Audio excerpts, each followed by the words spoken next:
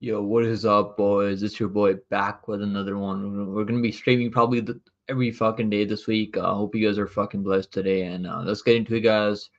We're gonna be talking about UFC Vegas 90. We're gonna be going over the card. I done a ton of research already. I mean, I already watched like a bunch of tape on these fighters. Not really that excited to go back to Dana Dungeon, to be honest with you guys, but it is what it is, you know. Like fuck, I mean, at least we have a card. I mean, I'll take a card over no UFC card. I mean, on the week. So back in Dana Dungeon for another one. Let's see what happens. So we got some shitty ass fights. I mean, the only fight that I really care about is Chepe Marisco and what's the other Trevor Peak versus what's his name? Charlie. Yeah, that's gonna be a fucking sick ass fight. What's good, bro? What's good? What's good with you, bro? Woken, let's fucking go. Woken in the house. Going on with you, brother? You said number one. It does. Yeah, you are number one. I'm fucking go. August said, I hope you were bet Aslan too. Yeah, I had done the 2.5. And yeah, I did put a sprinkle on Aslan. I think I got him at like minus 125. I didn't get the early line on him, but I was thinking about it, bro. I was worried. I was worried about the cardio. That's my only concern with Aslan, but do show that he can get a knockout in the third round, which is impressive. Like getting a knockout. I mean, normally like he's the first round knockout guy, but I know he's gotten a knockout before in the third round before too. Maybe I wonder what the third round knockout was for him. That would have been fucking crazy, bro. Third round knockout for Aslan. I bet that was like plus 1,500 or like plus 22,000 or something. It must have been something crazy. I'm sure there's people that sprinkled the round two, round three knockout too. He said, I called to hammer minus 115 Aslan 2 weeks ago. Yeah, you did. That was a fucking great play there. Aslan, Latrosa, what's good? Latro Spencer, he said, would you do a collab with King of Crackdown? I'm fucking done. I do collabs with pretty much anyone. I mean, but I think I watched like one or two of his videos, maybe like back when I wasn't like really making my own content. But he's the guy's fucking always grinding. I mean, shout out to King of Crackdowns. You can tell the dude's been watching MMA for a long time too. But yeah, we're gonna go over this card now, guys. Like I said, I watched an interview where and he was chasing the rematch for years and had a good training camp with Strickland and going to Thailand. Yeah, yeah, I'm really impressed. I know people are like, oh, this dude didn't look all that good. I mean, for him to get a third round knockout in the later rounds when he was kind of, you can tell he was kind of tired, but still for him to get a third round knockout. I mean, I don't think many people expected him to get a third round knockout. I strongly didn't expect him to get a late TKO. I was like, it's got to be like round one or round two knockout. That's what I was expecting. But good on him for getting a fucking first round knockout. I mean, third round knockout. That showed that this also he's got a decent chin too. He got cracked a couple of times by Turkali, but Turkali not really known for his like power, obviously on the feet. But for him to get a like a third, like for him to at least like eat those punches when he was tired, like still push forward and look for his own knockout. I mean, that was impressive for sure. Logan said he missed like 10 power shots. Yeah, he did. I mean, but yeah, his technique isn't like crazy. Like is not the best technical striker, but when he lands, I mean, it's gonna be fucking. It's gonna do a ton of damage when he lands on you, right? That's the thing about Evil Aslan. Like this dude's built like a fucking his built like Richard Petrino too. They have like similar physique. Petrino's like kind of more ripped, I think, but yo, that'd be a fucking good matchup. Right? I want to see that matchup. Petrino and Aslan, bro. Fucking, I don't think they're gonna make that matchup yet.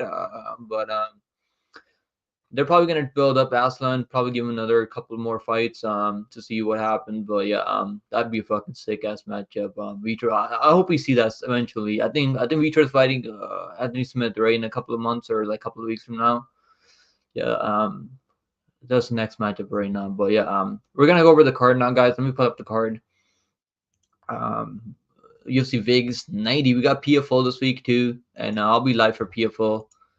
Hopefully, I get home in time. But yeah, we got UFC Vegas 80. I mean 90. I keep calling it Vegas 89, but it's Vegas 90. Back in Dana's fucking dungeon for another fight night card. I mean, we got some decent fights on this, like Brendan Allen rematch with Chris Curtis. That's gonna be a fucking decent matchup, I think. And then Hernandez Jackson. That's probably gonna be a fun fight. Probably not a fight I'll be betting on. I was thinking about under 2.5, but could go over too because both of these guys are not really the greatest. I mean, Hernandez is the better striker than Jackson, obviously, which is probably why he's favorite here.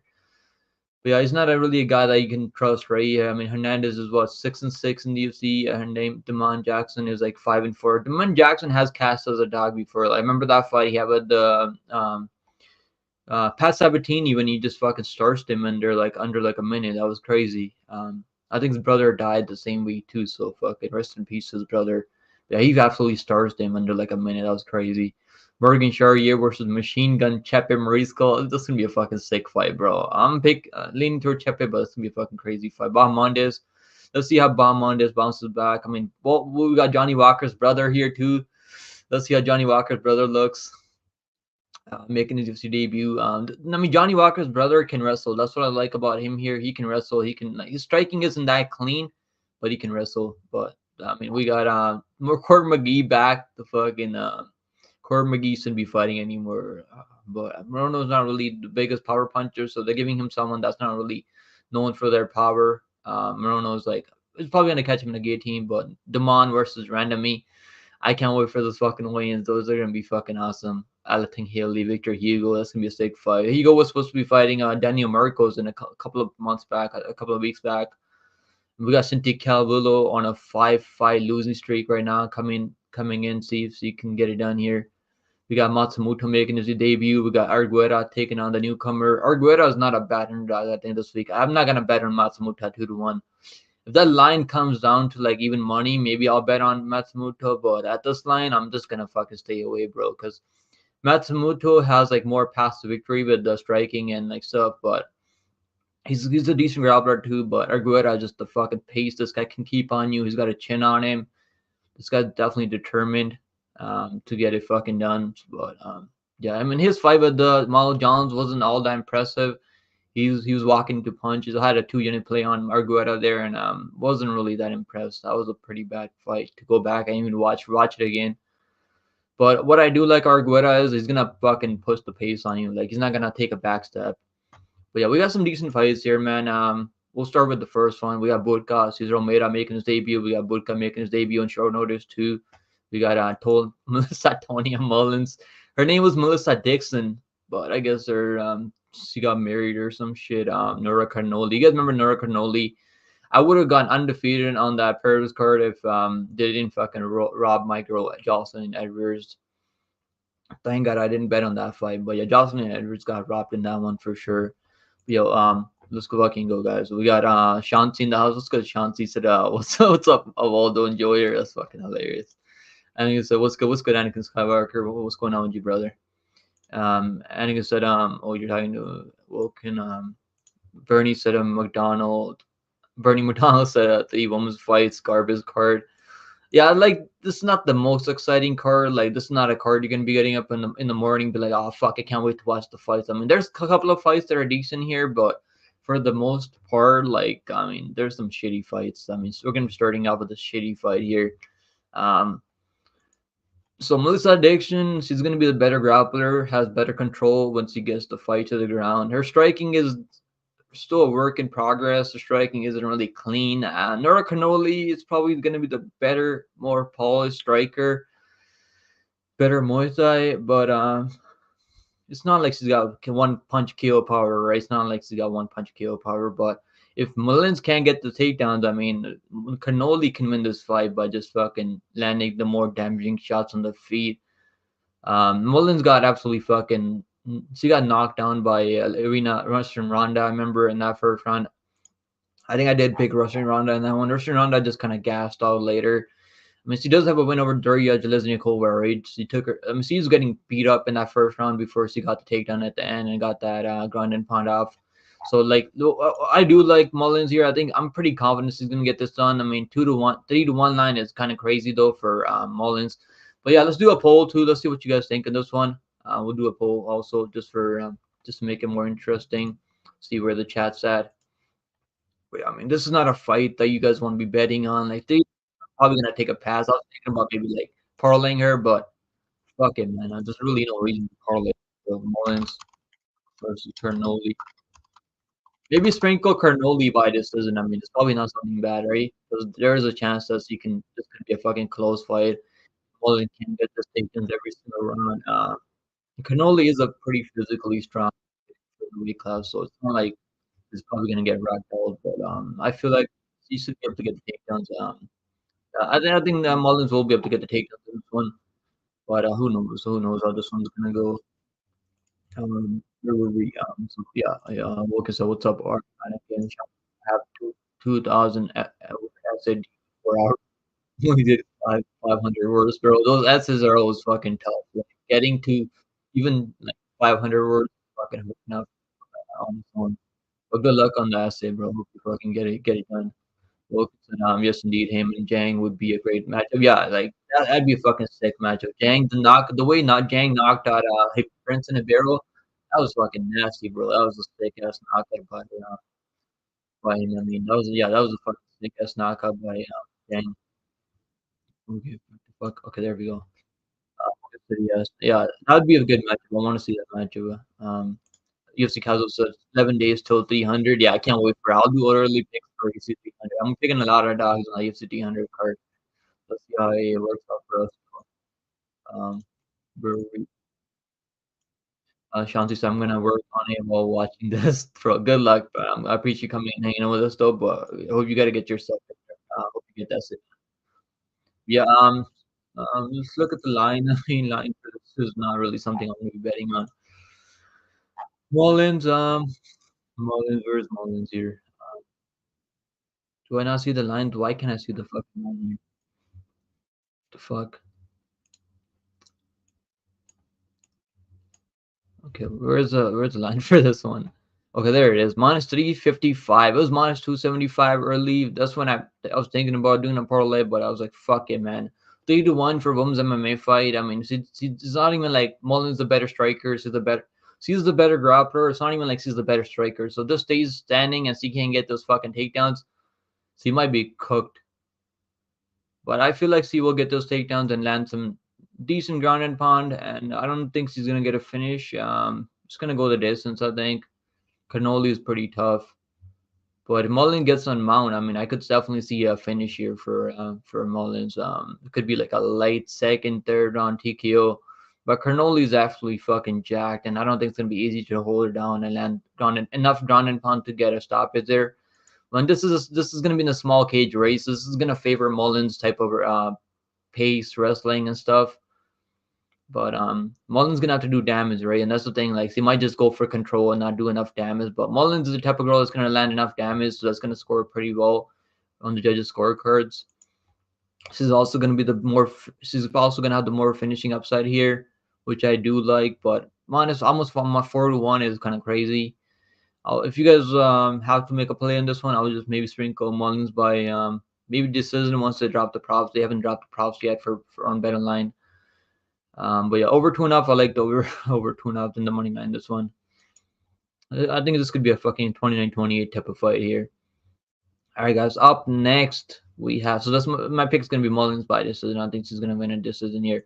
Cannoli's honestly, she's pretty tough. She's never been finished, but maybe this could be the time when she gets finished out there. But I'm gonna say that Mullins just gets enough control and enough takedowns, enough ground and pound scores enough points in the scorecards for it to get it done. But 4-1 line, I'm just gonna take a pass for now. Maybe if the decision prop for Mullins is maybe plus money, maybe take that. But who knows where they're gonna open those ones at? Yeah, let's see. Let's see what you guys think here. You guys are picking Mullins at 75% in the chat. Yeah, I think Mullins gonna get this done. All right, let's do the next poll now. Next poll is gonna be Budka taking on Almeida. It's gonna be an interesting fight here, man. Two guys making their debut. I mean, Cesar Almeida was supposed to make his UFC debut a couple of months back when he's supposed to fight Hershon Leroy Duncan. I guess that fight never fucking happened. Because I think Cesar was it Cesar Almeida that pulled out. I mean, I think it was him. But yeah, he was supposed to fight a couple of guys. He was supposed to fight Fremd, and Fremd pulled off from that one. Fremd was supposed to be fighting on this card, so this was supposed to be Almeida versus Fremd here. This was supposed to be the matchup here. And Fremd was gonna give him a tougher fight than Burka. I think Burka is a non-stop wrestler here, and yeah, this was supposed to be the fight before. We're supposed to see this when Ribeiro took that fight in short notice. I think, right? On that it was okay. This is not the card. Was it this card? Yeah, I think it was this card where they're supposed to fight. Ribeiro took that fight over against Leroy Duncan. Then Burka is a non-stop wrestler. Has really good cardio, really good pace. He's fought some decent guys. I mean, Vel Stoltz is not a bad opponent in LFA. I think we're gonna see this guy in the UFC eventually too. He's a really good wrestler, really good grappler too. And he was taking Burka's back a couple of times. He was trying to lock in submission. Burka's wrestling cardio was too much for him though, and he was able to get that done by decision. It was a close fight. It was a 29-28 fight, I think, if I remember correctly. I went back and rewatched the fight when I was doing tape study for Wes's Skull's fight on LFA. He fought recently and got a finish, I think, recently. This guy Azimab Bikoyev is a champion in LFA, so honestly, like that was a really close fight. That was a back and forth fight. Burka's striking actually looked better than Bikoyev. Like his striking was actually looking clean. He was landing some nice power shots on the feet, but he was getting taken on by Bikoyev. Bikoyev was able to gather enough control time, land in top positions more often than Burka. But this win is honestly not terrible. Chad Hennecum went to split with Ikram Alizkirov. I don't know how that ever fucking happened.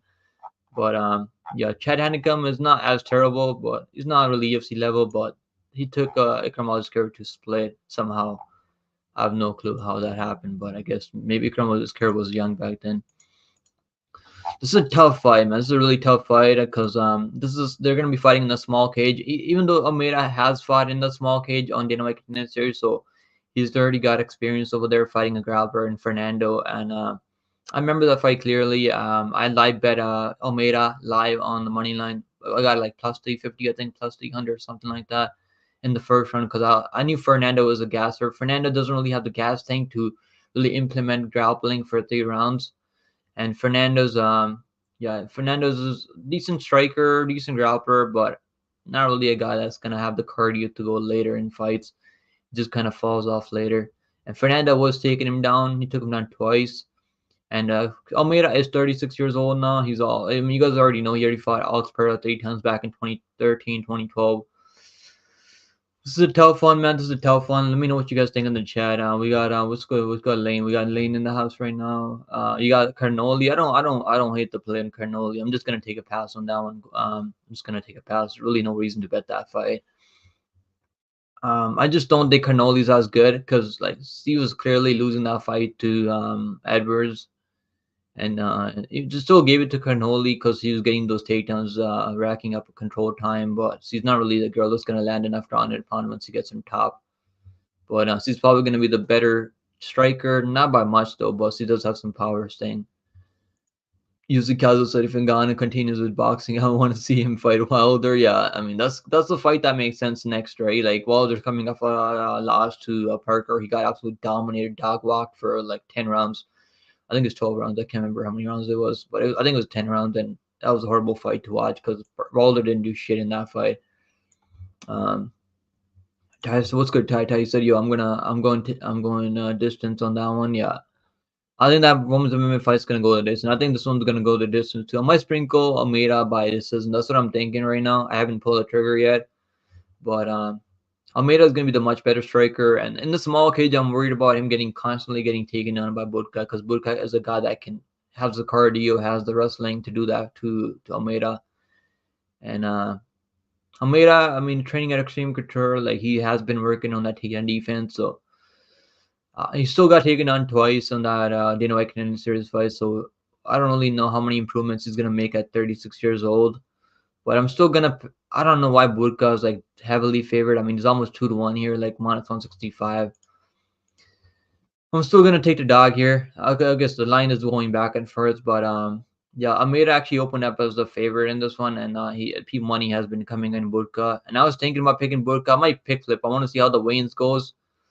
But the bet that I like, I mean, I think this fight's gonna go the distance. I don't see Almeida finishing him, and I don't see Burka finishing him with the submission or anything. Burka's not really a guy that's gonna go for ground and pound and like land enough damaging shots to get him out of there. And he's not really a guy that's gonna go, like he does go for submissions, but Almeida showed pretty good submission defense on Dynamite Canada series.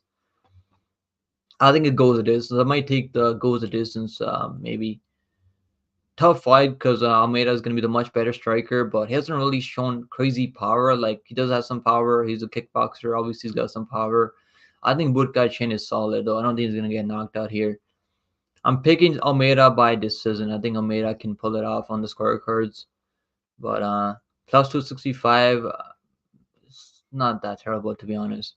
Because I mean, in the Vegas, I mean they mostly favor damage rate over control.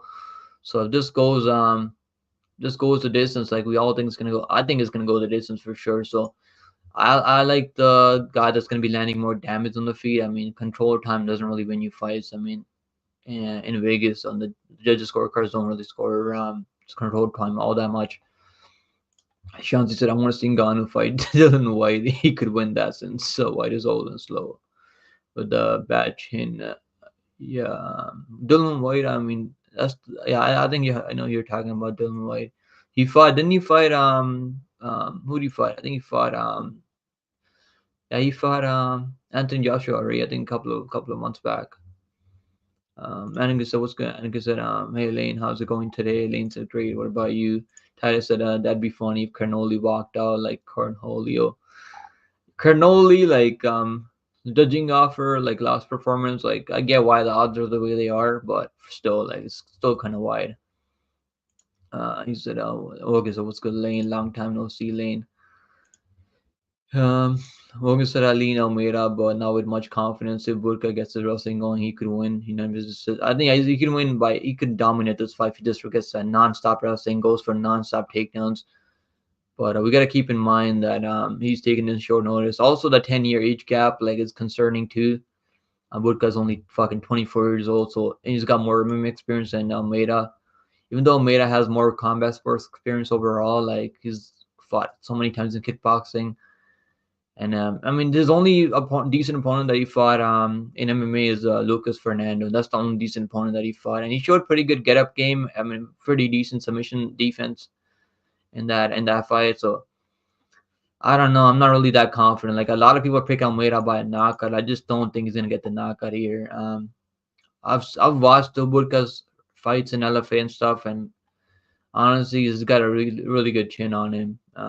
He doesn't really fight anyone that hits as hard. I mean, Bikoyev has some power, but doesn't really have the technique that Almeida has on the feet. So we're gonna find out. But I think Almeida's gonna maybe edge it out by a close decision. I'm gonna say, but obviously 36 years old. You never know when we're gonna see that drop off in the speed and skill set.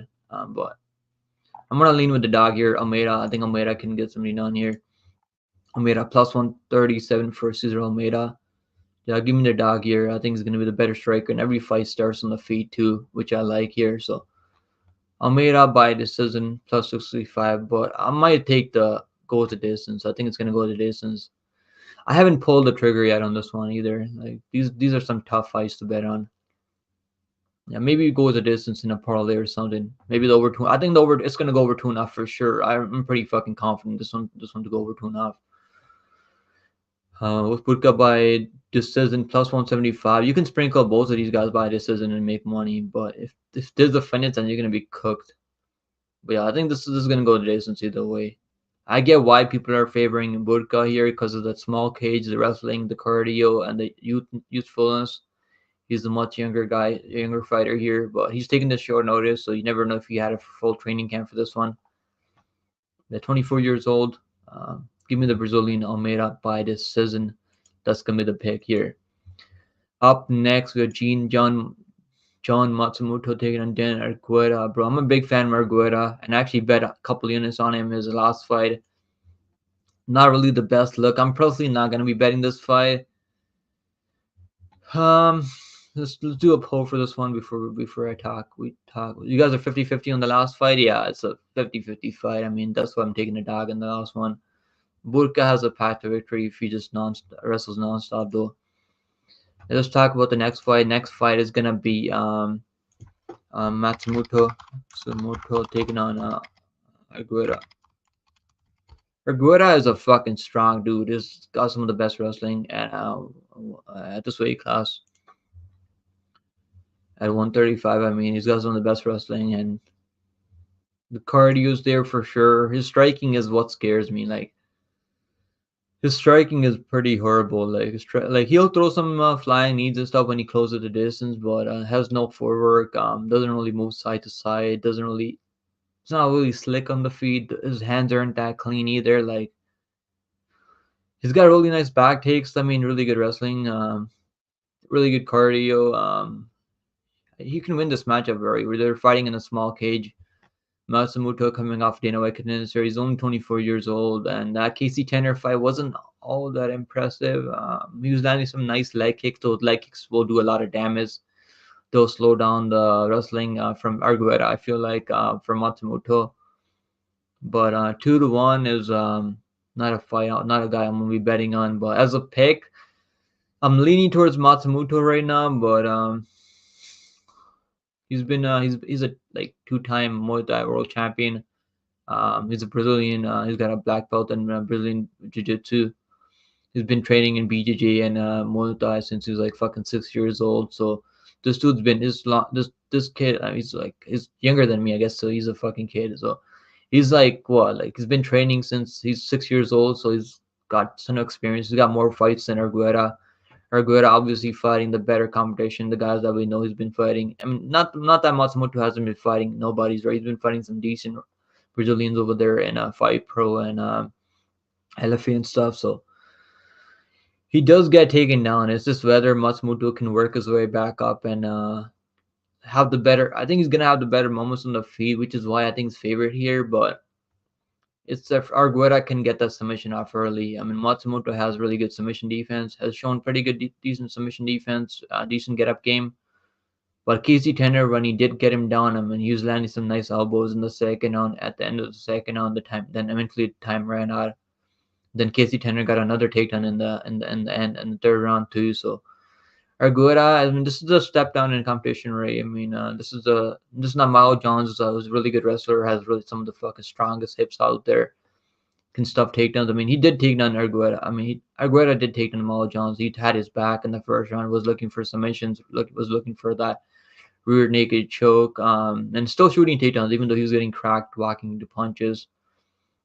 And obviously, he dominated Ronnie Lawrence, and I did bet Ronnie Lawrence. Thank God they called that. Keith Pearson called that our premature stoppage because he was close to getting that submission. That should be a win for him there. So he's technically 2-2 at the UFC level, and took that Jackson fight on short notice. This is a fucking tough fight to pick. I really think this is a tough fight. Lane said, I think Carnoli gonna get over or KO if he gets the better. He got the better IQ. Good luck on that, Lane. I hope you catch that one. Personally, I'm gonna stay far away from that one. Maybe I don't think Carnoli's gonna knock her out. I mean, as much as a striking defense horrible, like Mullen's striking defense is, like it's pretty tough. I mean, it's not gonna be easy to get her out of there. Even though like Alex Siva had her knocked down, right? Almost like she wasn't almost out cold, but she was hurt. She was clearly hurt. I think I said, Lane, I'm doing decent. Can't wait for PFO Allen versus Curtis 2 coming up. Yeah, the PFO card is not bad this Thursday. We'll be live for PFO. Lane said, oh, I don't share the love for PFO. I mean, I get it. Like, I like MMA overall. I'm a big fucking MMA hardcore. So I like PFO.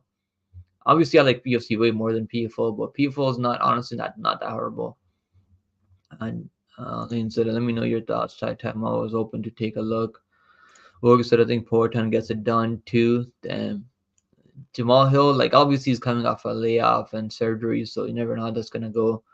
Then instead I do more research in boxing or MMA usually. I said I was at the casino yesterday that allows PFL bets.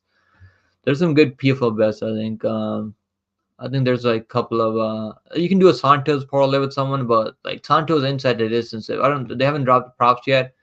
But Santos is gonna get a finish in that fight for sure. She's like minus 900, so just take the submission for submission or knockout if there's anything close to plus money. But I doubt it will be plus money.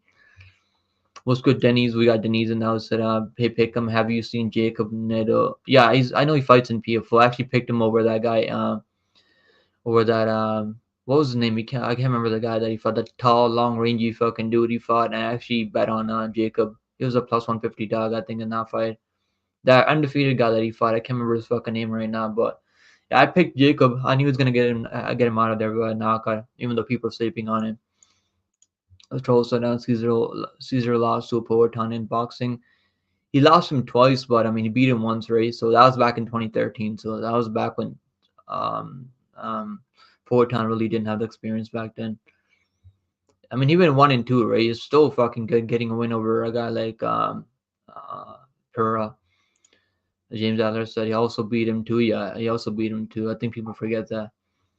James said, but he's 36 now, and it's MMA. I think this Burka guy has cheeks, but he probably can grapple here. Yeah, that's what I feel like is gonna happen. Like that's why I haven't bet anything on Almeida yet because I'm worried about him fucking being 36 years old. But he's gonna be the way better striker, way cleaner striker, nice leg kicks. I mean, he's way more versatile on the feet, which is why I'm leaning towards him. I mean, Burka really hasn't proven much other than he fought some decent guys in LFA, like fought Bekoy, who's not bad. Bekoy was not really a finisher.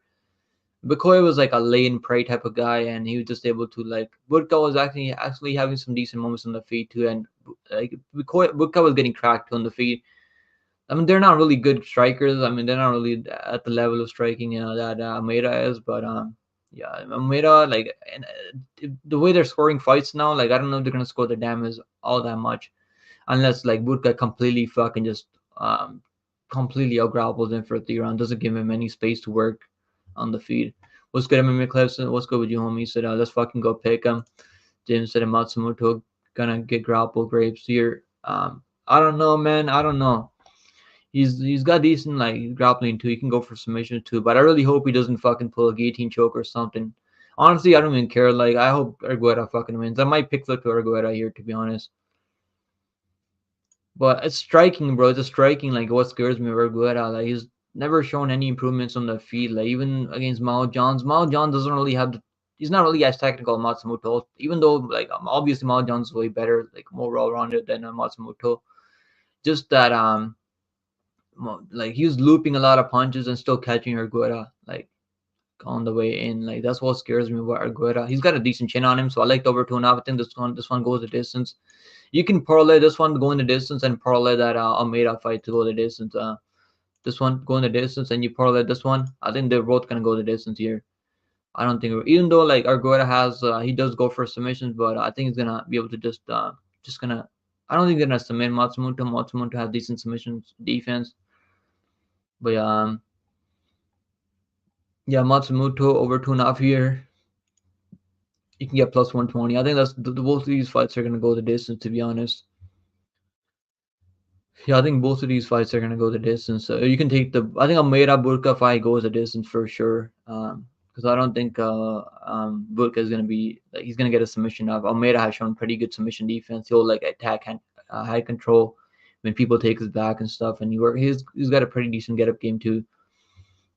But yeah, Matsumoto coming in at minus 185, which is crazy to be honest. Like the line is way too fucking wide. I'm not betting Matsumoto at 2-1. Definitely not betting him at 2-1. Matsumoto by decision plus 110. Damn, what's Argueta by decision? Argueta by decision plus 235. You might as well take the money and then if you're gonna take the decision because he's live for submission too. I mean, he had that submission Ronnie Lawrence locked in fully before like Keith Peterson fucking called that early stoppage. Matsumoto, I don't think he's gonna knock him on. He couldn't knock out that Casey Tanner guy on the Wicked Contender Series. Argueta has a fucking chin on him. And Mao Johns hits pretty hard, and I mean, even though like he rocked Argueta a couple of times, I mean, still Argueta has a fucking chin on him, so I don't think he's gonna get knocked out here. It's gonna be by decision. I think decision for Matsumoto, but they're not really giving any fucking plus money on that. I mean, it's only plus 110, not even worth it. Just over 2.5. I like over 2.5 here. I think it goes over 2.5. What's round one submission for Argueta? Round one submission for Argueta plus 1300. I mean, if I think it's gonna be live for early submission here. Round 2 submission for Guerra. Um, Argueta round 2 submission is gonna be, what the fuck is Argueta? Okay, round 2 submission. Argueta is plus 1600. Maybe spinning close submission because I think it's gonna be live for submission if he can get those takedowns. But it's a tough fight though. It's definitely a tough fight. There's too many questions on Matsumoto here, but I like that he's gonna be the better striker, which is why I'm leaning towards Matsumoto here. Definitely not gonna be parlaying or putting money on him at 2-1 here. I don't parlay him yet because he's got a ton of experience, more experience than Argueta, but still, man, I mean, it's not really. Argueta's got fucking gas tank on him. He's tough, chin on him, so it's gonna be a tough fight. I think it's gonna be a tough fight. You guys are leaning to a Matsumoto at 60% in the chat. Yeah, it's gonna be a tough fight. I feel like. I think the odds would be closer. I think the odds would be like minus 130 for Matsumoto and plus 110 for Argueta. So the value is definitely Argueta here, and I mean, I just the striking, like his striking was any better, like I'd pick Argueta here all day as a dog, but just striking what scares me for Argueta here. And he's gonna need to get that submission early because he doesn't get the submission. I think Matsumoto is gonna take over the fight with the striking, land enough. He's got really good combination. This guy throws nothing but combinations out there. Really, some of the best leg kicks I've seen out there too. Argueta might be able to catch one of those leg kicks and get a takedown. You never know because Casey Tanner was getting him down to the ground. Shanti said I picked Argueta. Is that a bad pick? Because I have no idea who either of these guys are. Argueta is not a bad. This is a dog or pass for betting wise. I'm not betting on Matsumoto. As a pick, like who's got more pass victory is Matsumoto, which is probably why he's favored here. Because he's got decent grappling BJJ too. So I think he can survive the submission attempts and cruise to a decision maybe, but it's not going to be a fucking easy matchup though. The leg kicks are going to be an issue for Hill. Yeah, I mean the leg kicks are gonna be. You guys seen the meme that fucking Hill posted on his Instagram? That was fucking crazy. What's good, James Adler? He said Vienna school bus single mom. Dude over, what's good, dude over? He said I like crystal meth. What the fuck? What the hell is crystal meth? Argueta W. Yeah, Argueta might be able to get this done. I'm thinking about picking Argueta here. I don't know. I don't know if he's gonna be able to get the submission early. That's the only thing I'm worried about Argueta. If he doesn't get the submission early, he might be fucking losing a decision here because Matsumoto is gonna be throwing way more volume than Argueta. And Amao Jones isn't really the best striker. Like he's got power. He'll throw a lot of looping shots and stuff, but Amao Jones has more power than Matsumoto. But it's just it doesn't throw in combinations. I mean, Matsumoto is gonna be throwing in combinations here. Louis said you got the PFL plays, pick them. Yeah, we broke down the card. We'll go over the props when they drop the props for PFL. And he said Paul Hughes said he's going to be a free agent off Saturday. Should UFC get him? I mean, he's got a win over Morgan Charrier, right, by split decision, I think. So Paul Hughes is honestly not a bad Cage Warriors fighter. Titus said these boys hooked on methamphetamines. Lane said everyone loses to Poatan. Not everyone. I mean, not everyone loses to Poatan, but the way Poatan is running through these fucking champions in the UFC is crazy. Titus said, who mean just hanging around. Well, what's good, Will? He said Trevor Peak. Yeah, we're going to be going over the Trevor Peak fights soon. I'm a big fucking Trevor Peak fan, bro. I'm a fucking big fan. Like, I was a fan of Nathan Train. I'm fucking happy that Nathan Train got the job done. Let's fucking go, Nathan Train in the UFC, baby. Now, Nathan Train's out there knocking out fools in the UFC now. Let's fucking go. That made my fucking night. That made me so fucking happy. Titus said I got Peak Dog of the Week, bro. Peak is a fucking great underdog. And it's a Trevor Peak Hammer Fist will be too much for Campbell. Campbell is gonna be the bigger guy out there, which is why I'm scared. Cause fucking Campbell, like he gets kind of reckless when he hurts his opponents, like he did against Chris Duncan. I mean, if anyone that turns into a fucking dogfight, I mean, take Trevor Peak all day because this dude has a fucking chin on him. He's fighting more reserved now too. Like he's not really out there like throwing fucking crazy punches, just swinging punches from his hips. And you said a good lock would be Bahamondes or Walter Walker. Yeah, but the line is tough picking, bro. It's tough picking a fucking 4-1 lock, like 3-1, even 2-1. I've been picking a lot of 50-50 fights, and it's not really hasn't been working out for me. I gotta go to. I need to pick someone that I'm like really confident in, and pick a prop for them. Maybe like That's what I gotta do. Like find the value instead of picking 50-50 fights. I mean 50-50 picking 50-50 fights was working out a couple weeks back for like we were in like a 4-0 run. Now we're in a fucking 0-3 run, so it's not really working out anymore. Eventually the fucking streak came to an end. Titus said no lock this week for me. If I had to pick, probably Moreno, but the line is bad. I don't know about Chepe in this fight. Leans out of like Chepe and Argueta, maybe parlay. I mean, if you're gonna play those dogs, I would just straight up money line them. I mean, when you're playing dogs, just straight up money line them. The parlays are risky. I mean, it makes it less likely to hit, but you never know, that could fucking cash too. I mean, clips. I'm still scared from Luque pulling guard and giving up. Yeah, like what the fuck is that, Luque? Even what's his name? Buckley came out on Instagram. He's like, yo, what the fuck? Like that was set up. James Krause was behind this. Let's get some James Krause fucking emojis in the chat, guys. We need those James Krause emojis. James Krause is back in the UFC now, right? What's good, in fact? So what's good? What's good? What's up, Chad and Pick'em? What's good with you, in fact? What's going on, brother? And he said Luca needs to be given to Michael Morales next. Yeah, I'm betting Michael Morales all fucking day. Michael Morales is a fucking lock over most of these guys in the top. Maybe other than the top 10. Like I think he beats a lot of these guys up until like the top 10. And I would favor him over some top 10 guys too. I think he could beat a guy like Brady too. Yeah, Michael Morales was the lock on his last fight. He was a lock over Matthews. We had him by third under. This is in plus 155. That was a fucking great lock too. Because I don't think Matthews is all that good. But Matthews is gonna win his fight over. Matthews is fighting someone right in a couple of weeks from now.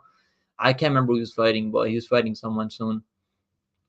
I mean, McLeod said that ruined the win for me. For me, damn, bro, how can I make my fucking Okay, there we go. That's better. Yeah, what the fuck? Okay. Oh, there we go. That's better. You guys can see me better now. And McLeod said he did that with his grandfather watching him live for the first time, bro. That's fucking. It's just the way Luque. I've never seen Luque fucking do that in a fight before. Like normally he'll like at least fight for your money, right? Like the way he just fucking quit. Like that's sad, bro. It's honestly sad. Luke is done. Like I wasn't willing to fucking say that he's done, but yeah, he's completely done. I mean, good shit if you guys had Buckley. That was a great fucking play. That was a snipe of a play there from you guys if you guys had Buckley. Shanzi said Chep is shit. I mean, how can you say that, bro? He's got wins over Yusuf. He's got the much better wins over Sharia. Who has Sharia really beat? Who has Sharia really beat? Tell me, like. This dude's out, like Chep is out there fighting Brito. I mean, he's fighting Steve Garcia. Like, bro, who is fucking Sharia fighting? Like, I get it, he's really good. He's really technical striker, has a fucking chin on him. But who's he really been fighting? Like, but you can't really say Chep is shit, bro. I mean, how can you say that? Like, it's not like he's out there fighting bums, right? But yeah, this is a 50-50 fight. I mean, like, I don't know who's gonna win this matchup. I'm not really confident on all. I just like Matsumoto's striking here. Like, if striking can get it done, but if Argueta can get those non-stop takedowns, he's gonna win this fight. If Argueta gets those non-stop takedowns, he's clearly in his prime right now. So he should be 2-2 in the UFC right now. And I mean, that Damon Jackson fight, he took down a short notice. To be fair, and Damon Jackson actually has a really good grappling. I'm gonna lean towards Matsumoto by decision here, but not gonna bet money on it. Up next, we have Cynthia Calvillo taking on Peter Rodriguez, the fight of the night, boys. This is the fucking fight of the night right here, the fight of the century right here. Cynthia Calvillo, I mean, she's known for her grappling mostly, but her striking has been. I mean, striking really looked decent in that fight against Lupe Godinez. I think she won the fight against Lupe. I actually bet on Lupe, and yeah, she won the fight. I think she got robbed in that one. Like, one judge had it 29-28 for Calvillo, other judge had it 29-28 for Lupe. One judge had it 30-27 for fucking Lupe, which is crazy. You guys don't know how happy I was when they read the scorecards, when they read the last scorecards, 30-27 for Lupe. I thought they were gonna give it to Calvillo 30-27, but the fact they gave it to Lupe 30-27 was crazy. Like, that was shocking. I was like so fucking happy because I had a bunch of parlays Lupe, but that was not a good look there. I mean, she actually looked kind of better in that one. She looked much better. 36 years old now. Like, Pia Rodriguez is honestly not that good. I actually faded her with Robertson. I picked Robertson by second on submission there, and she was saying that it was early stoppage. I actually bet in Robertson second on submission. Got a like plus 500. I think it's plus 500 for Robertson second submission. But yeah, like Robertson couldn't really get takedowns in the first couple minutes. He had to pull guard and see. Rodriguez kind of like gave up that takedowns. He made a mistake trying to clinch her, and then Robertson was able to get her hands locked behind Rodriguez and get that takedown. Then in the second one, she just came out in the second and got a fucking takedown really easy. Bro, I don't know. Like I'm thinking about pick flipping. So I was like, when I was doing tape study, I was thinking about picking Cynthia. I wrote down that I'm gonna pick Cynthia Calvillo by decision. But the fact that she's on a fucking 6-fight losing streak, like it's 5-fight losing streak, is like, well, she hasn't won a fight since fucking 2018. Like, so it's gonna be tough picking her here. Yeah, let's do a poll though. Like, I might pick fucking Cynthia here. I don't know. Like, I don't think Pierre Rodriguez is all that good. Let's do a poll. Cynthia Calvillo Rodriguez. Yeah, I mean, I don't think Rodriguez is all that good. Her strike, like, she will get some takedowns. I feel like she can get some takedowns here.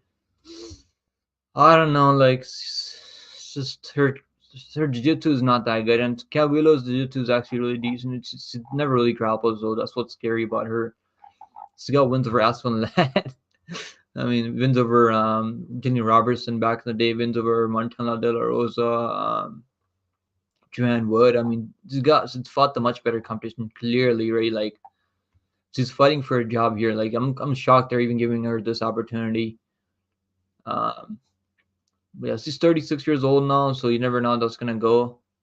Her last two fights are split decisions here. So, and Pierre Rodriguez is not really that good of a striker. She doesn't throw a ton of volume. She's getting outlanded by Sam Hughes on the feed. Sam Hughes is constantly walking her down. But what I will say about Rodriguez is she's fucking jacked. Like, she's strong for the weight class. Like, she did get 6 takedowns on Sam Hughes. It really didn't do much with the takedowns though. But I think Calvillo is going to be live for a win here, and that's why I'm not playing Rodriguez here. I picked Rodriguez in my early picks video, but I don't know, man. I don't know who the fuck's going to win this matchup. This is a complete 50-50 fight, in my opinion. It's tough picking a girl that's on a 5-fight losing streak too, like, but obviously losing to much better competition. But it's tough though still. I mean, Cliff said he did that with his. Yeah, that fucking sucks that his grandfather was in there. Yeah, those James Krause is back in the UFC, baby. Let's fucking go, James Krause. Well, I need a fucking link to. I need to get a hold of James Krause and make some money with James Krause. Tim Cliff said, "Damn," and he said, "I think UFC will give Silva one more chance. I hope with someone like Edmund so he can KO him." Does he KO Edmund? I don't even know, bro. The way how horrible Silva looked out there, he might get KO'd himself by Edmund. I wouldn't be shocked with that one, because Edmund's is really dangerous early. Lane said Silva and Aaron killed it for me. Yeah, like, bro, what the fuck was Aaron doing? Like, Manon is a fucking beast. So like, there's really, I'm not even gonna shit on Aaron because like he was way outmatched in the physicality there in that fight. Manon looked fucking 2 weight classes higher than her. I don't know how Manon ever makes 125, to be honest. Need the news that I called it, bro. Luke, bro, sad to see. I mean, that was a great pick if you guys are on Buckley. I know a lot of people were on the Buckley side in the chat. Yeah, that was a great pick, guys. I think so Luke was scared that he was going to get more brain damage, which is why he curled like a ball. Yeah, I think that's probably what happened. And he couldn't get the takedown. He just came and gave up when he couldn't get that first takedown. And McClave said he needs to stop fighting. Then, yeah, he's probably not going to stop fighting. He needs the money, right? Sean said Balad took Lucas, so yeah. No, it was Jeff Neal, bro. Jeff Neal. It was Jeff Neal who took his soul. And McClave said, why would you sign a ball agreement and step in there if you're scared to get hit? Yeah, I mean, he needs the money. He probably he did show up for a paycheck, basically. Maybe James Krause was behind it. I think, Buckley came out on Instagram and said that he saw, I don't know if Buckley is trolling. He might be fucking trolling, to be honest. It might be trolling, but he said that Luke went into a room with James Krause after the fight or some shit. I mean, who the fuck knows? Maybe I feel like Buckley might be trolling everyone. Sean, she said a Calvillo 5-5 losing streak. What the fuck? I mean, but if you look through her losses, I mean, it's not like this fight. I think she won the fight over Lupi Godinez. To be fair, This fight, like, it was a close fight. There was a split decision loss. It was a really fucking close fight too. Like, these two fights are really, really close. This is not really, she's not really putting a stamp on it. Like, so she's gonna be. I think she's gonna land more volume on the feet. So it's whether Rodriguez can get those takedowns and gather enough control time on top. And Calvillo is not that easy to take down. I mean, Lupi only got her down once in the third round. She had to pick her up and throw her down. That's basically how she got the takedown. Obviously, she's 36 years old now. Like, she's who knows where her mindset's at right now on a 5-fight losing streak. I mean, the losses aren't terrible, right, Caitlyn? I mean, Caitlin's a top 5 girl. Just Grant is a top 5 girl. Andrea Lee is not really, just kind of like a gatekeeper. Nuna is not really the best look there. Lupita Godinez. I think she won the fight with Lupita Godinez. I don't know. Like, I don't know who the fuck's gonna win. I just can't pick a girl that's on a fucking 5-fight losing streak. Like, she hasn't won a fight since fucking, what, 4 years now? Like, she doesn't grapple. Like, she grappled in this one. I think she could have success grappling. It's just she's not gonna grapple out there. Like, she doesn't grapple anymore. Like, it's fucking. I mean, she was trying to take down Lupi, right? I think she got her down once in the first round. But she just gave up on the takedowns later. I think she's the more skilled striker, though. I do think she's the more skilled striker here. Give me Pierre Rodriguez by decision, but I'm not gonna bet her. Not gonna bet my money on this fight. I think it goes over 2.5. I don't see them finishing each other. They're both not that. The only girl that has finishing ability is Cynthia in this one. I mean, do you guys really want to bet this fight? I was told you guys not to bet this fight. But let's look at the odds. I mean, odds for this is Cynthia is plus 142. She was plus 180 early in the week, so there's some money coming in on Cynthia Calvillo now, and I don't blame anyone betting the dog here because this betting wise, this is a dog or pass, and she might be able to get this done. But I feel like Rodriguez might get enough takedowns, enough control time. Maybe she's got more power too. Rodriguez hits a little bit harder too. Over 2.5 juice to minus 350. Holy shit. Cynthia by decision plus 190. I mean, I don't hate the decision prop for Cynthia. Cynthia by submission. Imagine she gets a submission. If she gets a takedown, she's going to be live for a submission here. I'll tell you guys that right now. She's got way better jiu-jitsu. She's got these submission wins in UFC, but she doesn't grapple all that much anymore, which is why, like, I'm probably not going to play the submission here. But yeah, just pass. I'm just going to pass on this one. Fuck betting this one. All right, guys. Up next, we have Alatin Haley taking on Victor Hugo Silva. I mean, his nickname is Silva, right? Yeah, his nickname is. I guess they changed it. Doesn't go with Silva anymore. Well, Victor Hugo, I guess. Victor Striker Hugo. That nickname is gonna confuse a lot of people, I think, because he's not really like known for striking. He's more known for his grappling. He's gonna shoot a takedown like 10 seconds into fights. I don't know, man. I don't know about this fight. Like, let's do a poll before we talk about this one. You guys are going with the dog Calvillo. I don't blame you guys on that one, like, because that is dog or pass betting wise. But I'm just gonna pass overall. I don't trust either one of those girls. All right, up next, Alatang Haley. Alatang Haley taking on Hugo. Victor Hugo. Hope I didn't spell his fucking name wrong. Alatang. I spelled it right. Damn. Fucking getting better with these names. Are you guys really sold on Victor Hugo Silva? I don't know if I am. Like, I don't like.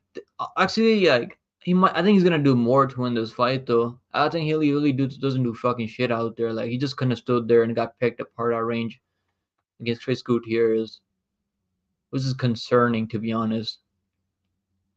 Like, I was leaning towards victory. Towards Alatin Haley in my early picks video, but fuck it, man. I'm gonna go with Hugo Silva.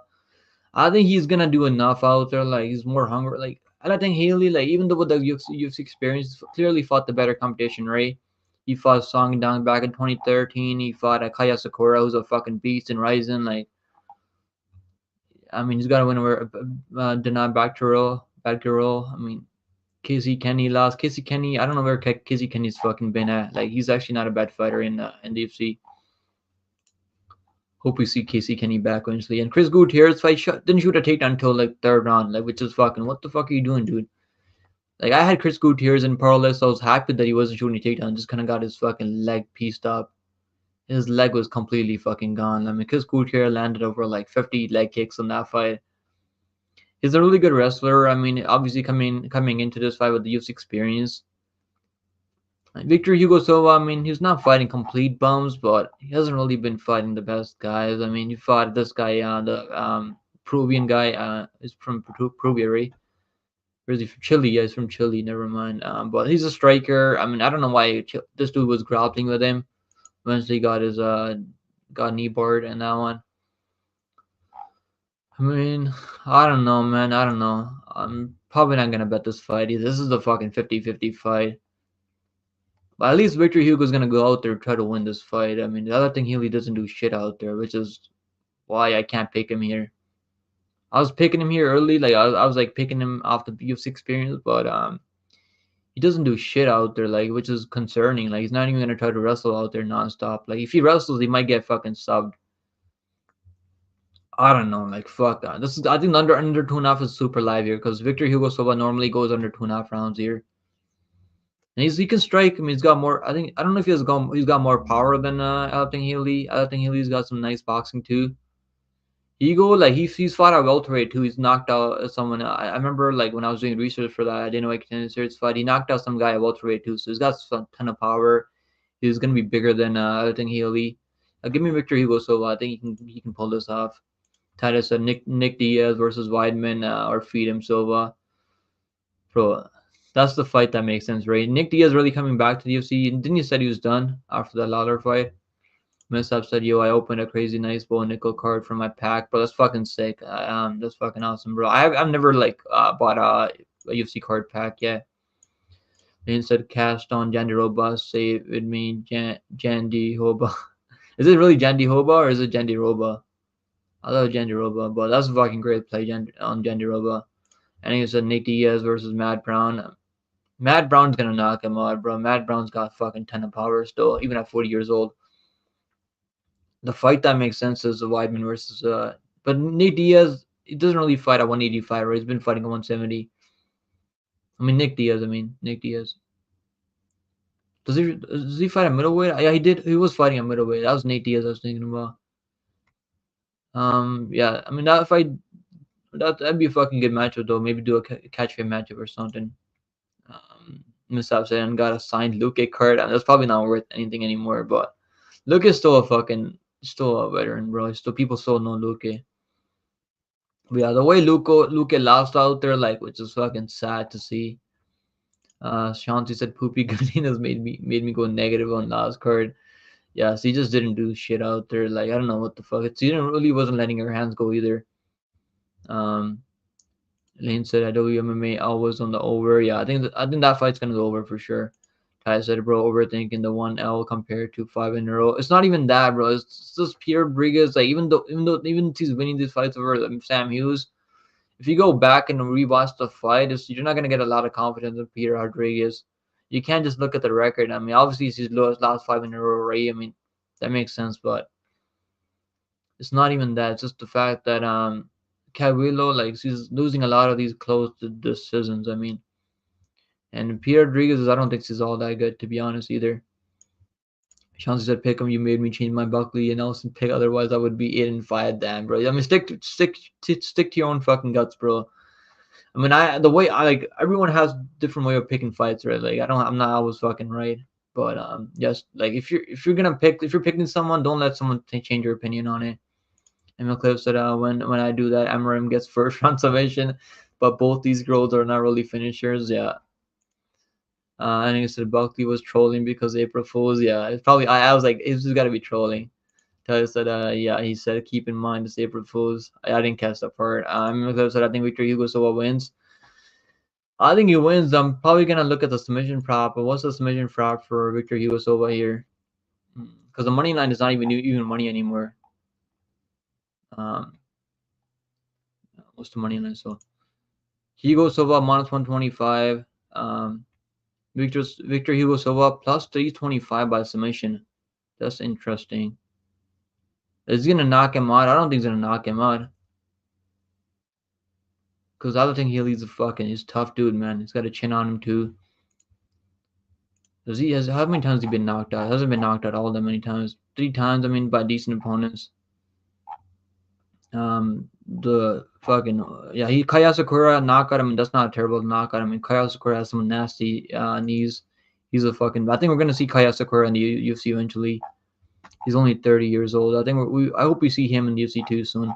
He just knocked out Juan Archuleta. I remember the Archuleta fight. Archuleta got like 3 fucking red cards or yellow cards because he missed weight or some shit. Yeah, but yeah, I hope we see that. I hope you see Aya Sakura in the UFC. I think there are talks about signing Sakura to the UFC eventually. I like Hugo Silva. I'm gonna say Hugo Silva gets it done by submission, but a lot of people are picking. Yeah, I mean, people seem really contradictory. Hugo Silva. I think Healy doesn't do shit out there, like, which is concerning. He's not really gonna wrestle. Like, he should be wrestling. He should be a striking here. Like, maybe he shouldn't be wrestling because Hugo Silva's got really nice leg locks and stuff. A lot of these fights are fucking 50-50 in my opinion. Lane said Hugo W. I think Hugo's gonna win. I was leaning towards I think Healy early, but fuck man, like I think Healy like he just shown that he's not really gonna go out there and implement a game plan. Just doesn't do shit out there. Lane said early prediction, going with Hugo. I think it said we need Nick Diaz versus Paulo Costa. Nah. I don't want to see that matchup, bro. Paulo Costa would fucking it would knock him out, I think. As much as a fan I am of Nick Diaz, I think Paulo Costa knocks him out. The troll said it's Jandy Hoba, don't listen to Jandy Roba, don't listen to Lane.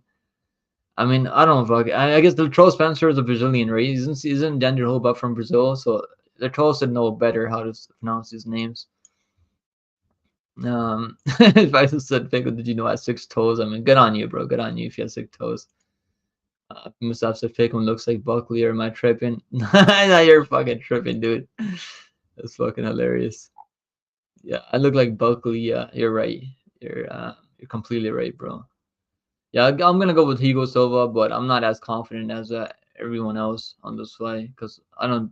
Victor Hugo, like, he's clearly hasn't lost in a long time, and he was supposed to fight Daniel Marcos, right? Like that was supposed to be the fight that we're supposed to see. Yeah, I'm back in November. Yeah, Marcos missed weight. I mean, not Marcos. I mean, Hugo Silva missed weight in that one. So Marcos like, fuck this. I'm not taking this fight. This dude missed weight. Yeah. All right, guys. Next fight on the card is gonna be Norma Dumont taking on Jermaine Durandamy. It's gonna be a fucking great matchup here. Let's do a poll for this one. I can't wait for those fucking weigh-ins. Those weigh-ins are gonna be crazy. Let's do a poll. So you guys are going Victor Hugo Silva 71% in the chat. Let's go. And then Victor Hugo gets it done. I think Healy, like, if he was going out there like wrestling nonstop, like he wasn't really wrestling until the third round against Chris Gutierrez. Like when he wrestled, he got the takedown in Chris Gutierrez. Just that he wasn't wrestling from the early in the early round. Just got kind of picked apart early. Yeah, Lou said WMMA. Yeah, with the Usman emoji. Yes, we got so many. I mean, this is gonna be a fun matchup. I think this is gonna be a way better match than those are other two women's fights. Randomly taking on Dumont. This fight's gonna be not that terrible. Let's see who the chat's picking in this one. It's gonna be fucking great. Can we get the likes up on the stream, guys? Come on, we need those likes up, man. Let's get up. We got 25 people in here. Come on, guys, hit the like button for your boy. Get help out with the YouTube algorithm. We need the algorithm flowing. I appreciate you guys hitting the like button and being here, hanging out with us. All right, so Jermaine Durandamy, she had a baby. She was pregnant, and that's why she was off for 3.5 years. I guess she was taking care of the baby and shit. She's a lesbian, right? I think she's a lesbian, but her girl is how does that work? I'm not even gonna fucking go into it because I don't know how that shit works. But I thought she was the alpha in that relationship. That's what I was thinking. Cause okay, I'm fucking wrong though. But her girlfriend is actually the alpha in the relationship, I guess. So she was pregnant herself. When I heard they're like she had a baby, I thought it was her like girlfriend that had a baby. So I guess she's the one that she had a baby. And that's why she was off for 3.5 years taking care of the baby and shit. She's a 10-time Muay Thai world champion. 7-2 in the UFC, man. 7-2 in the UFC. Only lost to Amanda Nunes. This was a really fucking back and forth fight. The second rematch was way closer. Than I mean, she obviously got clipped early, got knocked out by elbows in the first fight by Amanda Nunes, and she's got wins over Pacheco too. Alersa Pacheco, who's a beast in PFO right now, double champion in PFO. I think she's a 3-time champion in PFO now. Yeah, wins over the current champion Rico Pennington, wins over like knocked out Aspen Ladd, who Norma Dumont took to a decision. Aspen Ladd, she knocked her out in 16 seconds. Wins over Juliana Pena. She put Juliana Pena to sleep with that guillotine choke. Juliana Pena was out fucking cold. And the only UFC Norma Dumont winning this fight if she gets the takedowns.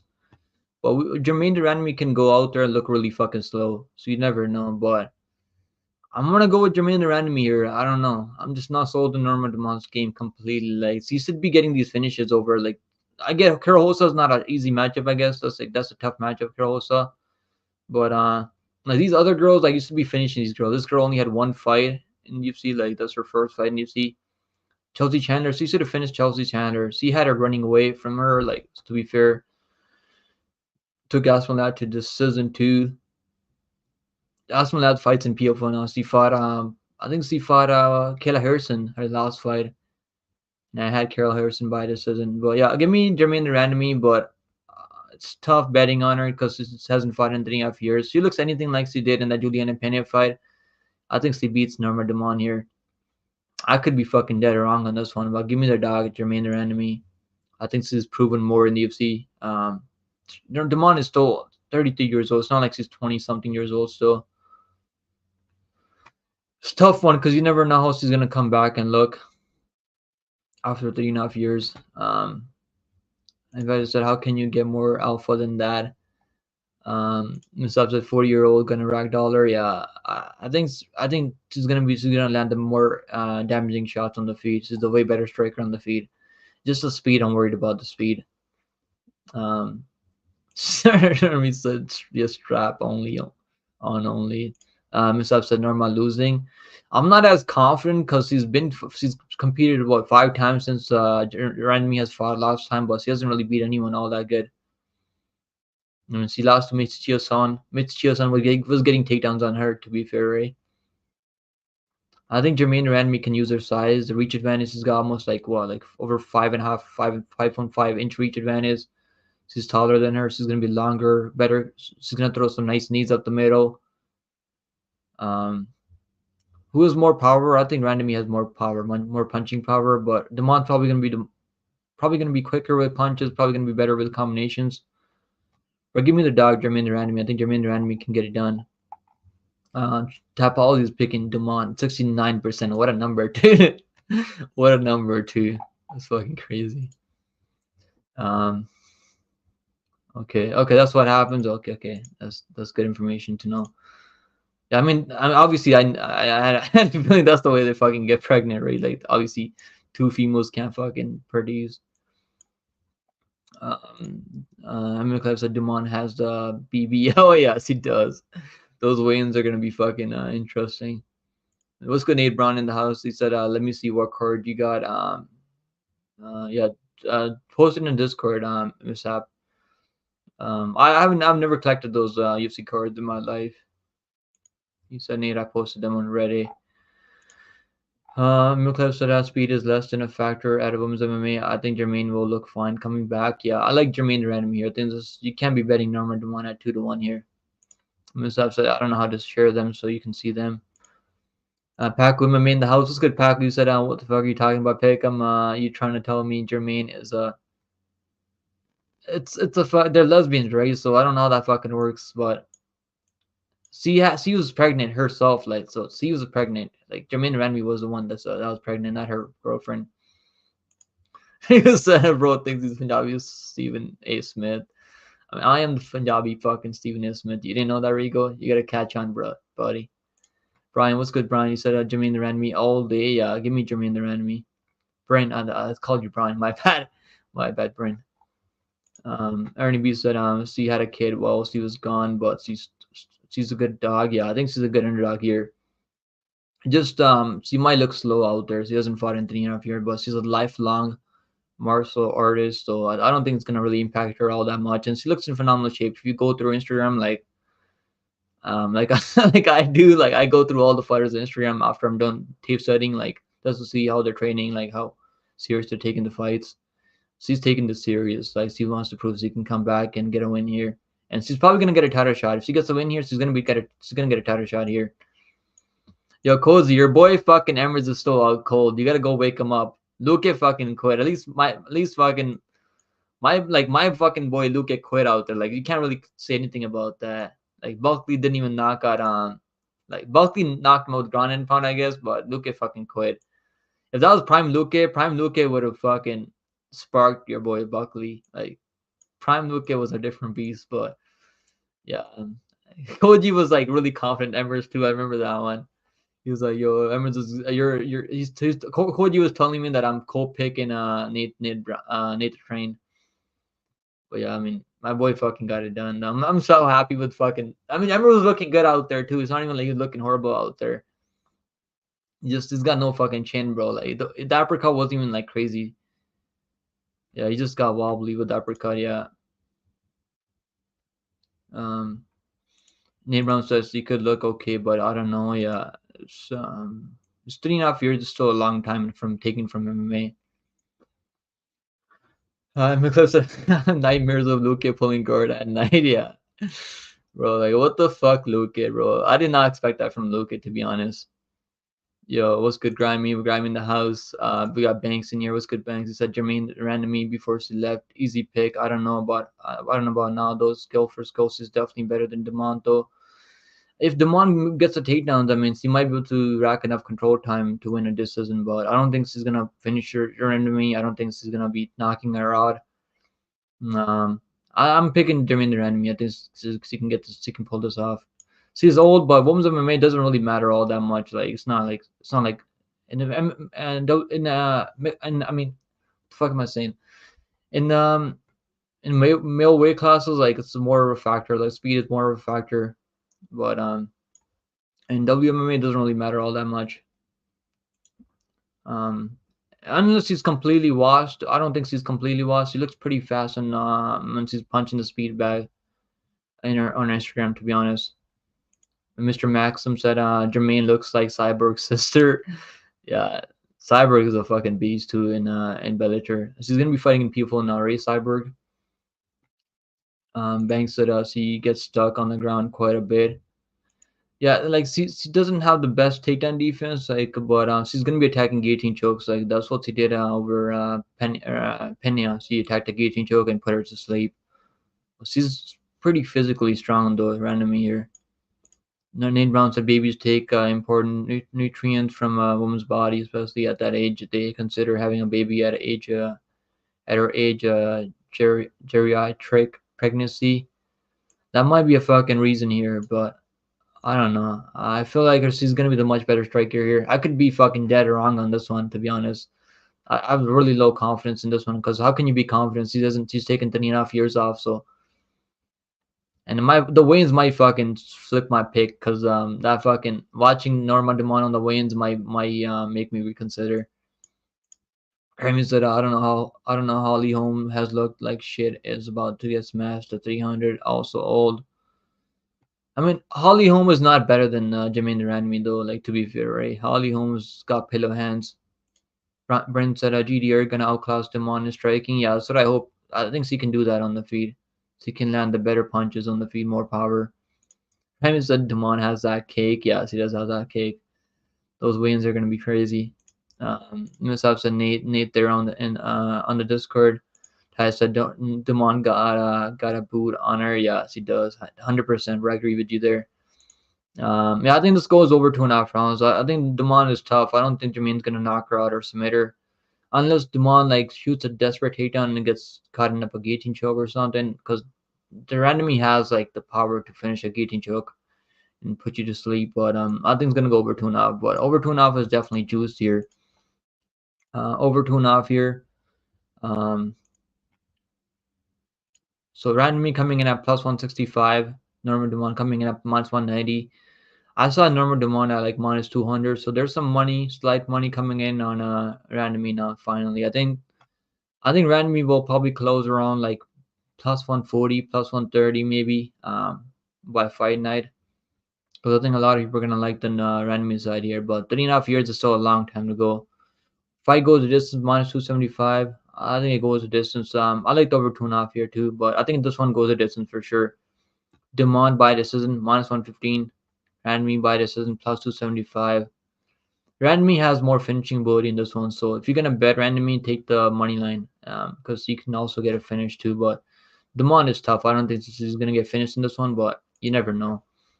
But give me randomly by decision here as a pick. Up next, we have Corbin McGee taking on Alex Morono. We got Pillow Hands Morono taking on the absolutely fucking washed McGee. It's sad. I wouldn't really call myself a big Corbin McGee fan, but I've been watching Corbin McGee for a fucking long time now, and he should be retired. I don't think he should be fighting anymore. You guys are taking Demond at 53%. So we got like 50-50 in the chat for that last fight there. Instead of over, yeah. PickemMMA, check previous comments. It doesn't matter. Where were we? Lane said, I think I missed it, Lane. Yeah, I think he goes over 2.5, to be honest. Okay, there we go. Up next, we have who we next? We got next. We got. Do we really need a poll for this one? I mean, we never know. It doesn't mean anything can happen. I mean, look at fucking OSP. OSP got the job done. So, but the way McGee's gonna win this fight, he's gonna need to wrestle here nonstop, and I don't think he's gonna be able to wrestle here without getting caught in a submission or something here. McGee taking on Morono. Morono is gonna be the better striker here. He's gonna be quicker. Also he's gonna be younger here, 33 years old. McGee coming off 2 back-to-back knockout losses. Got sparked early by Jeremiah Walls, got knocked out early by Matt Brown also, so he's been getting fucking served early by these guys. And Morono, I mean, they're giving him someone that's not really like known for his power. Morono really not known for his knockout power. It's more like he'll like club and sub you, maybe like not really even club and sub you. Like he'll light you up on the feet and then you shoot a takedown on him and he'll catch you in a submission like he did against Tim Means. Tim Means actually, I think Tim Means might have been winning that fight. Yeah, Tim Means was actually looking decent on that feet. And that it was a back and forth fight, but then Means shot a takedown on him, and he got caught up in that guillotine choke in that one. So that's what happened there. I had Morono there. I had Morono in a parlay there, so I was happy with that one. But Santiago Ponzinibbio, this fight, I mean, he's clearly winning this fight. Morono was clearly winning this fight. He took this fight in short notice too, if I remember right. Was this a short notice fight for Morono? I think it might have been a short notice fight. Maybe it wasn't. But maybe it wasn't a short notice fight. Maybe I'm tripping. But Morono, yeah, he was clearly winning this fight up until the late third round when he took that overhand right and got absolutely fucking sent time traveling. Yeah.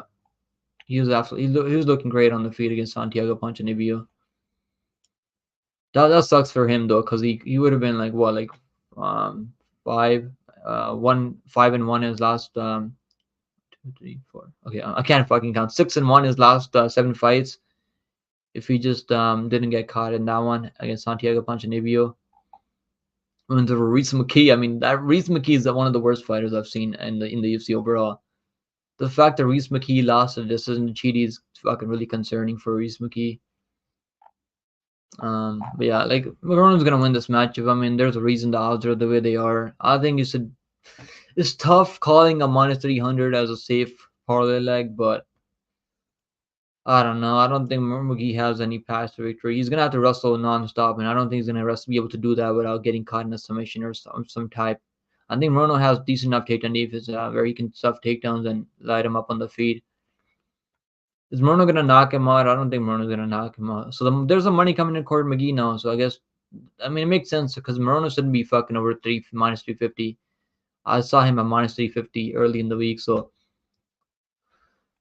under 2.5. Damn, under 2.5 is minus plus 125. I think it goes under 2.5.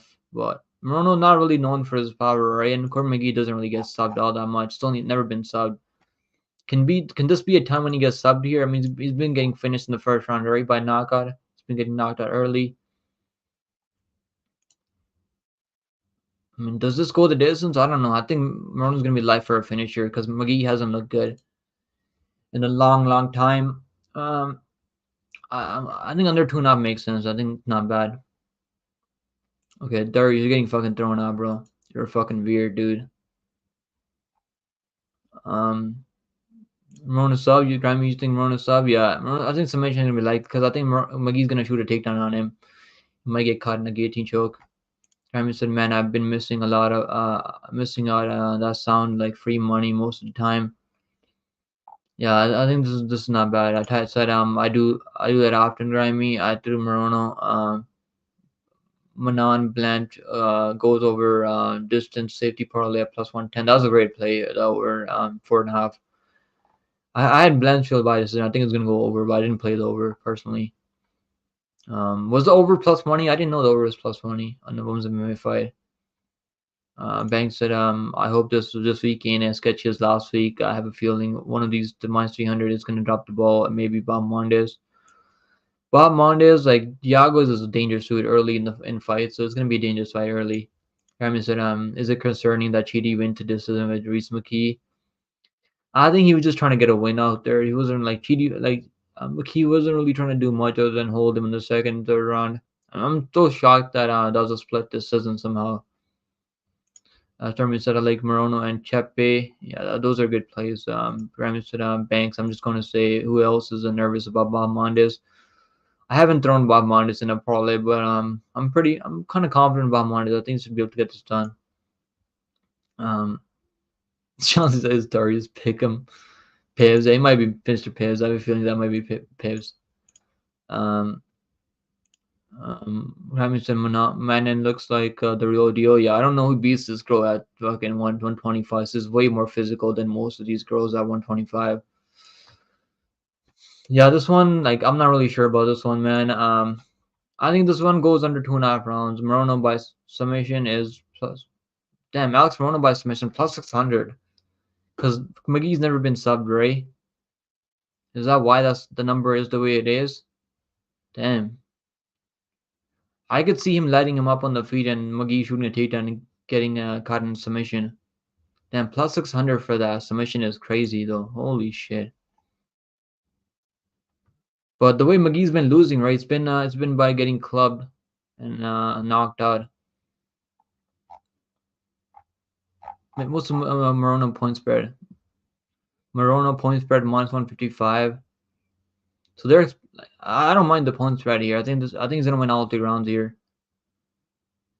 McGee doesn't really have crazy power. Right? He's not really known for his knockouts in the UFC. Like, he's got no knockouts in the UFC, so I'm not really worried about him catching Morono.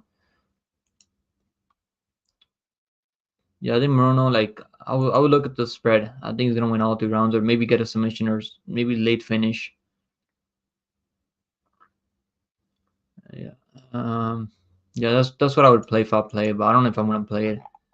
Morono in a parlay, I think it should be safe to parlay because the way he loses is he's getting knocked out when he's losing out there, getting caught later in fights. Simmonsberger had him in some big trouble too, and I remember that one. He almost got knocked out in the second round by Simmonsberger. But Simmonsberger hits way harder, and he was winning. He was on his way to winning this fight to Santiago Ponzinibbio fight before he got caught in the third round. And Joaquin Buckley couldn't really knock him out. He was able to just land more damaging shots in that fight. He wasn't looking terrible in that Buckley fight, early fight though, in that early rounds. I think Morono's safe to parlay this time. I think McGee hasn't looked good in a long time. Yo, what's good, Firearm? We got Firearm in the house. He said, what's up, what's up, everybody? You guys, go check out Firearm, man. He's getting so close to 100 subs now. If everyone sub to his channel right now in the chat, we can get it. We can get our boy to 100 subs right now. Let's fucking go. What's going on with you, Chris? Rami, so you think Peak goes distance? We're gonna talk about the fight soon, bro. I'm gonna say what's up, Firearm. What's up, Firearm? Moreno goes the distance a lot too. He does go the distance a lot, but the way McGee's been looking out there recently, like just it doesn't look like he's got the speed or like reaction time anymore. Yeah, I'm not even gonna like fucking read his message anymore. Like, dude's got some fucking problems. If I said Moreno should get it done, yeah, Moreno should be able to get this done. He's way more skilled than McGee. He's a way better striker too. Man said that's a dangerous fight to parlay. Though I am though. I think Moreno's gonna win. I think it should be safe to parlay here. Even 3-1 is kind of crazy for Moreno, but he should be able to get this done. As I said, with your breakdowns and thoughts, I made it to number 684 in Tapology for UFC picks. That's fucking awesome, bro. Bro, I think I'm not even doing all that good in Tapology. Like whoever if you can pick like the method victory, that's how you get more points in Tapology and stuff. But uh, that's fucking awesome. Don't miss MMA. Firearm said I feel the same way about me too. Yeah. Sermon said, "Dang, Pick'em, you have legit trolls and spammers now." Yeah, so famous. Yeah, it's fucking cons and perks of being having like getting some people watching you on YouTube. The Joe is gonna get these fucking cockroaches out of nowhere, like Darius, Mr. Pibbs, and these guys. Guy said, hell yeah, Pick'em has trolls and Danny Robot hitting him up in his DMs. He's gone Hollywood. Yeah, dude, I should have known to pick fucking my girl Danny Robot. Like I was thinking about it too before I made my. And I was like, fuck, man, I don't know if she's gonna get this done. She might not be able to land enough takedowns, but Loopy had horrible fucking game plan out there. Jenny Robot is a fucking. She's been cashing, right? Like she's been cashing as a dog, and she's been beating ranked opponents too. Jenny Robot is actually pretty fucking good. Yeah, guys, let's talk about the next one. I got Murno by. He might win a decision here too, but I'm gonna say he gets a. I think he might be first one to submit McGee because I think McGee gonna shoot a takedown when things are not really going well for him on the feet. I could see him shooting a takedown, Morono catching him in a guillotine choke. So I'm gonna go Morono by submission here. I think Morono's gonna get him in submission. A lot of people think it's gonna be a knock. Maybe he knocks him out, but Morono really hasn't shown power, knockout power in the UFC. He's got a couple of knockouts outside the UFC, right? He does have some. Oh, he does have two knockouts. And who did he knock out? Ground and pound. Then we knocked out this guy. Otto. Who the fuck is this guy? I don't remember seeing this guy.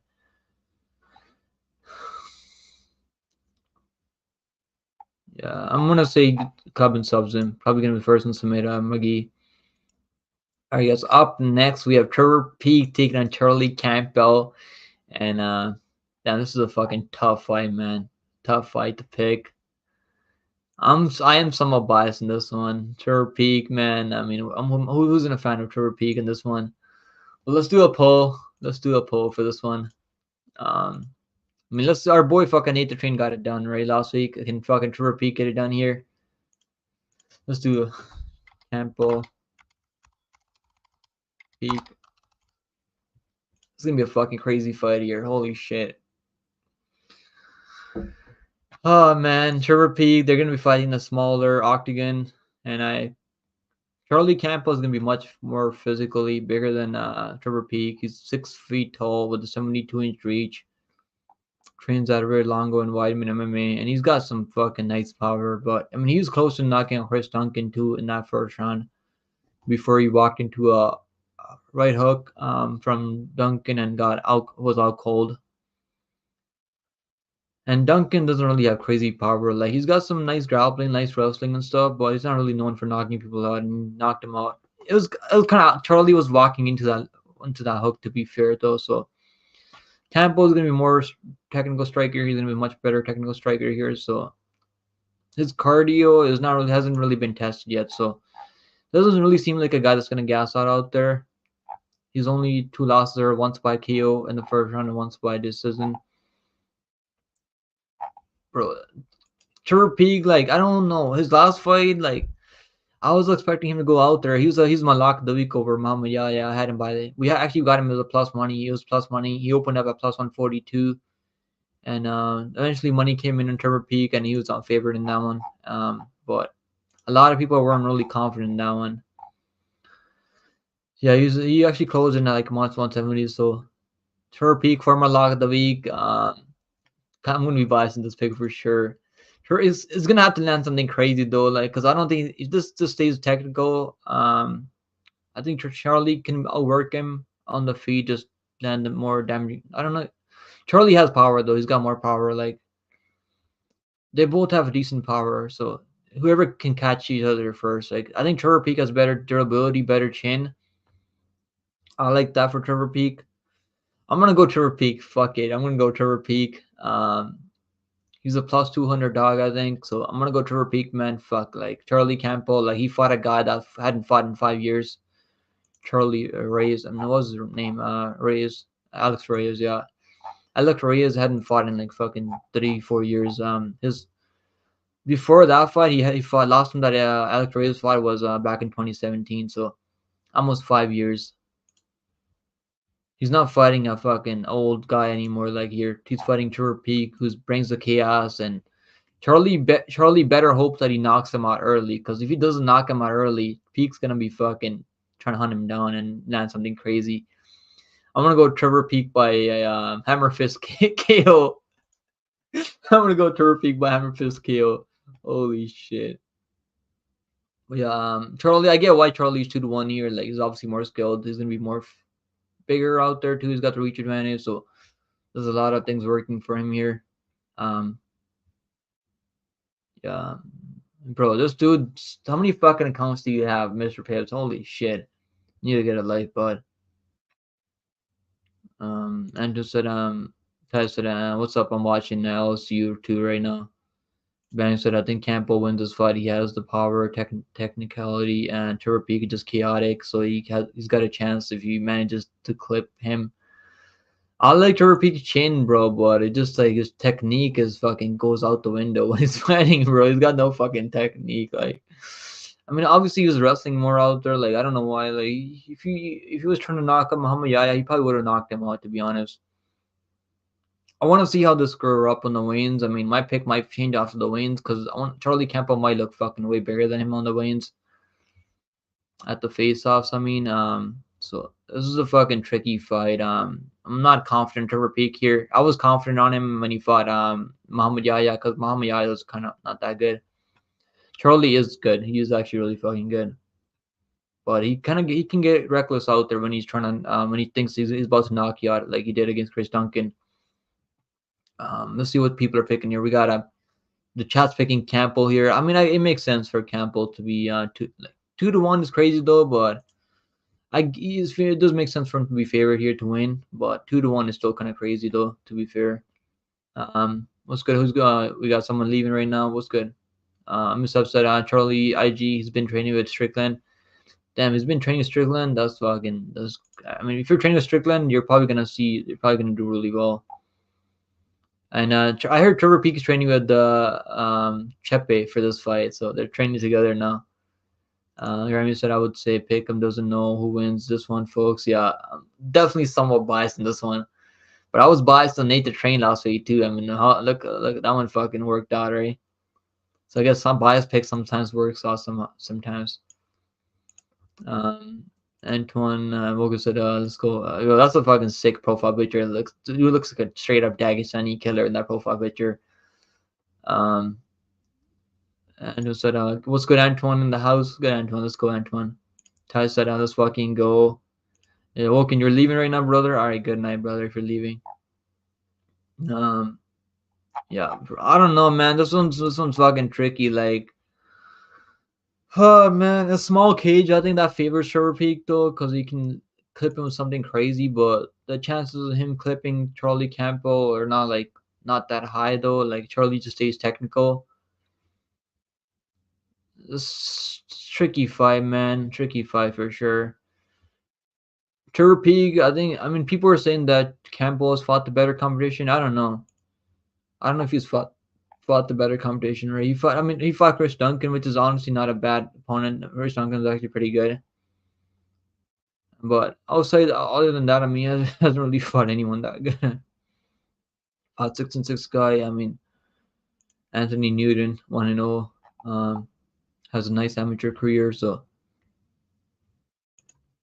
Nick 2-2 guys. So But he's been going out there getting knockouts. He's been getting done by knockout. Like Trevor Peak is actually fighting not bad opponents. Right, he's been fighting.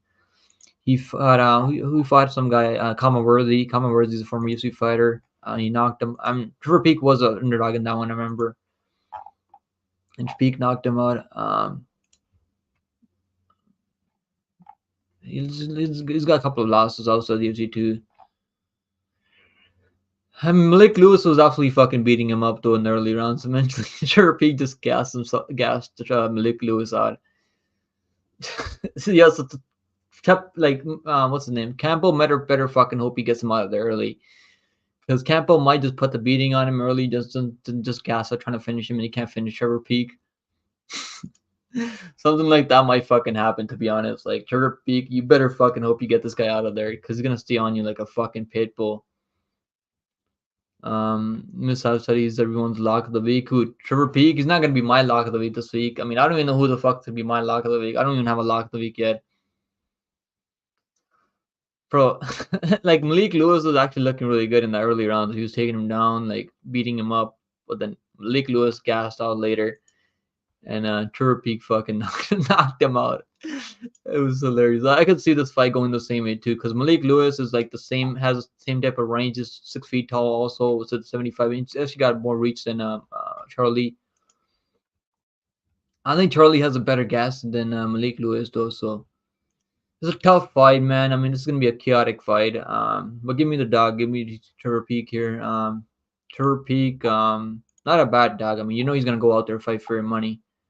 Trevor Peak plus 165. I saw him all the way at plus 200. So there's some money coming in on Trevor Peak finally now.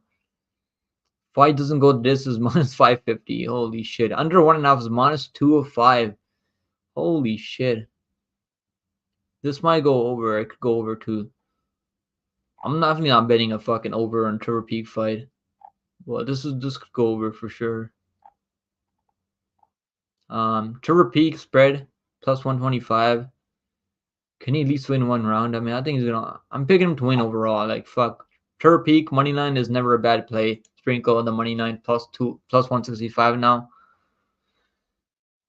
I think the odds would be closer because Trevor Peak has that fucking durability. He's got a blockhead for a fucking chin. So even though a lot of people are picking Peak here, but Campbell is actually favored on the odds here. Give me Trevor Peak by KO, TKO. Up next, we have Johnny Walker's brother, Walter Walker, taking on Lucas Bergerski. Let's do a poll for this one, guys. Henderson, how did Bum Miz lose to Dumas? Because he pulled guillotine chokes. He kept getting taken down. Shanti said, okay, I've done 950 words. You still only got like a couple more to go. So they lost, made me stop picking him. Lost. What are we talking about right now? Anakin. Sermon said, Tepe brother. I said, pick him. Please tell me you picked Peak. Yeah, I picked Peak in that one for sure. I'm not as confident as you all though. Like I don't have a lot of confidence in that one though. But I feel like Peak can land something crazy if I think Peak is gonna throw out the first round and he's gonna land something crazy later because I think Peak, the pace this guy can keep out there, like this cardio is not a problem.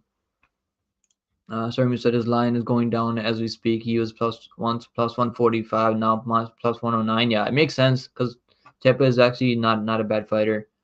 People are kind of overrating Sharia in my opinion. Let's do a poll for this one, guys. Let's do a poll. I almost forgot to do a poll. So if you guys are 50-50 on that one, Trevor Peak is actually flipped as a chat favorite at 53% in the chat. Up next, we have Lucas Bercheski taking on Walker.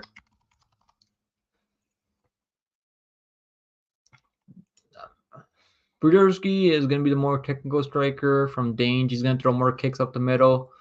Walter Walker has the wrestling. He's got a chin on him. He's tough. He's fucking huge, just as big as his brother, too. He's going to be bigger than his brother. He's a heavyweight fighter. But I watched some tape on him. And he can wrestle too. Like he's got good, decent cardio too. Like his cardio is not gonna be a problem here. I'm pretty I wasn't as confident in my early picks video on Walter Walker, but my confidence is going high. thinking about this fight over and over in my head. I think Walter Walker's gonna knock him out with ground and pound, or maybe just win a decision. I think he's gonna get. I think he's gonna get those takedowns. I think he has a better chin than Brzezinski. Brzezinski, like I think he should be what like I think he should be 1-2-1 in the UFC because he got robbed against Martin Buday. Actually played. I actually had a ton of money on him. I had $500 on Brzezinski live because he was clearly outstriking Martin Buday, and he outstruck him by like 60, 70 significant strikes. That was one of the worst fucking robberies I've ever seen in my life. Still give it to Martin Buday for some reason. I don't know why. Yeah, that was a win. I'm gonna count that as a win for Brzezinski. He should not be 0-3 0-3 and 1 in the UFC. Should be 1-2 and 1 in the UFC, to be honest, because he beat Martin Buday. No one can convince me otherwise. I like the wrestling for Walker. I think Walker's gonna get those takedowns up against the fence. He's gonna just follow the game plan. His striking is not that clean. Like if he doesn't get the takedowns, they might get overworked on the feet here. But I feel like he's got more power. He's gonna be more physical out there. He's 6'6" with the 81-inch reach. We got the reach man is taller. Also trains with his brother Johnny Walker. But yeah, he's been fighting in Titan FC. Like Titan FC is not a bad promotion. This is do or die for Bierski. If he loses this one, he's gonna be cut from the UFC, I think. Manning said Bierski is horrible. Dude got finished by Costa. Yeah, the way he got knocked out was funny though. Like the way he got fucking clubbed in the head. That was hilarious. Hunter said Peak is a goat, bro. He's an icon. Yeah, I'm a big fan of Peak too. TG said, "All good. What's good, TG in the house?" TG said, "All good, guys. I'm still up on the month, but it will suck to lose thousands of dollars." Yeah, it does, bro. It does, bro. We'll bring you back, bro. McLeod said, "I lost my money in LG and Blanchfield." Yeah, LGO, bro. Like, what the fuck was LG doing? Like, even though that was early stoppage, but still, like, LGO looked pretty fucking stiff on the feed. Either fucking Nelson's really good. Maybe Nelson is just that good. 100% imagine picking Luke. Yeah, I picked Luke. I mean, it was obviously I picked an age vote for me. Walker said, sorry for you guys. I won with Ivo Aslan and Rizzy Boy. I've been calling them for weeks in the Discord too. Yeah, those are some great. I was really confident in Rizzy Boy. I should have just fucking picked Rizzy Boy as a lock. The only reason I didn't pick him as a lock was because of the line. 2-1 line. I should have just picked him as a lock. Would have been way better lock than fucking Luke. I'm just gonna start picking fucking confident picks now. Like fuck picking 50-50 fights. Those are always fucking risky. She just said the worst part of Blanchfield is kept betting her live when she's plus 200 and thinking Fuhrer would gas, but she never did.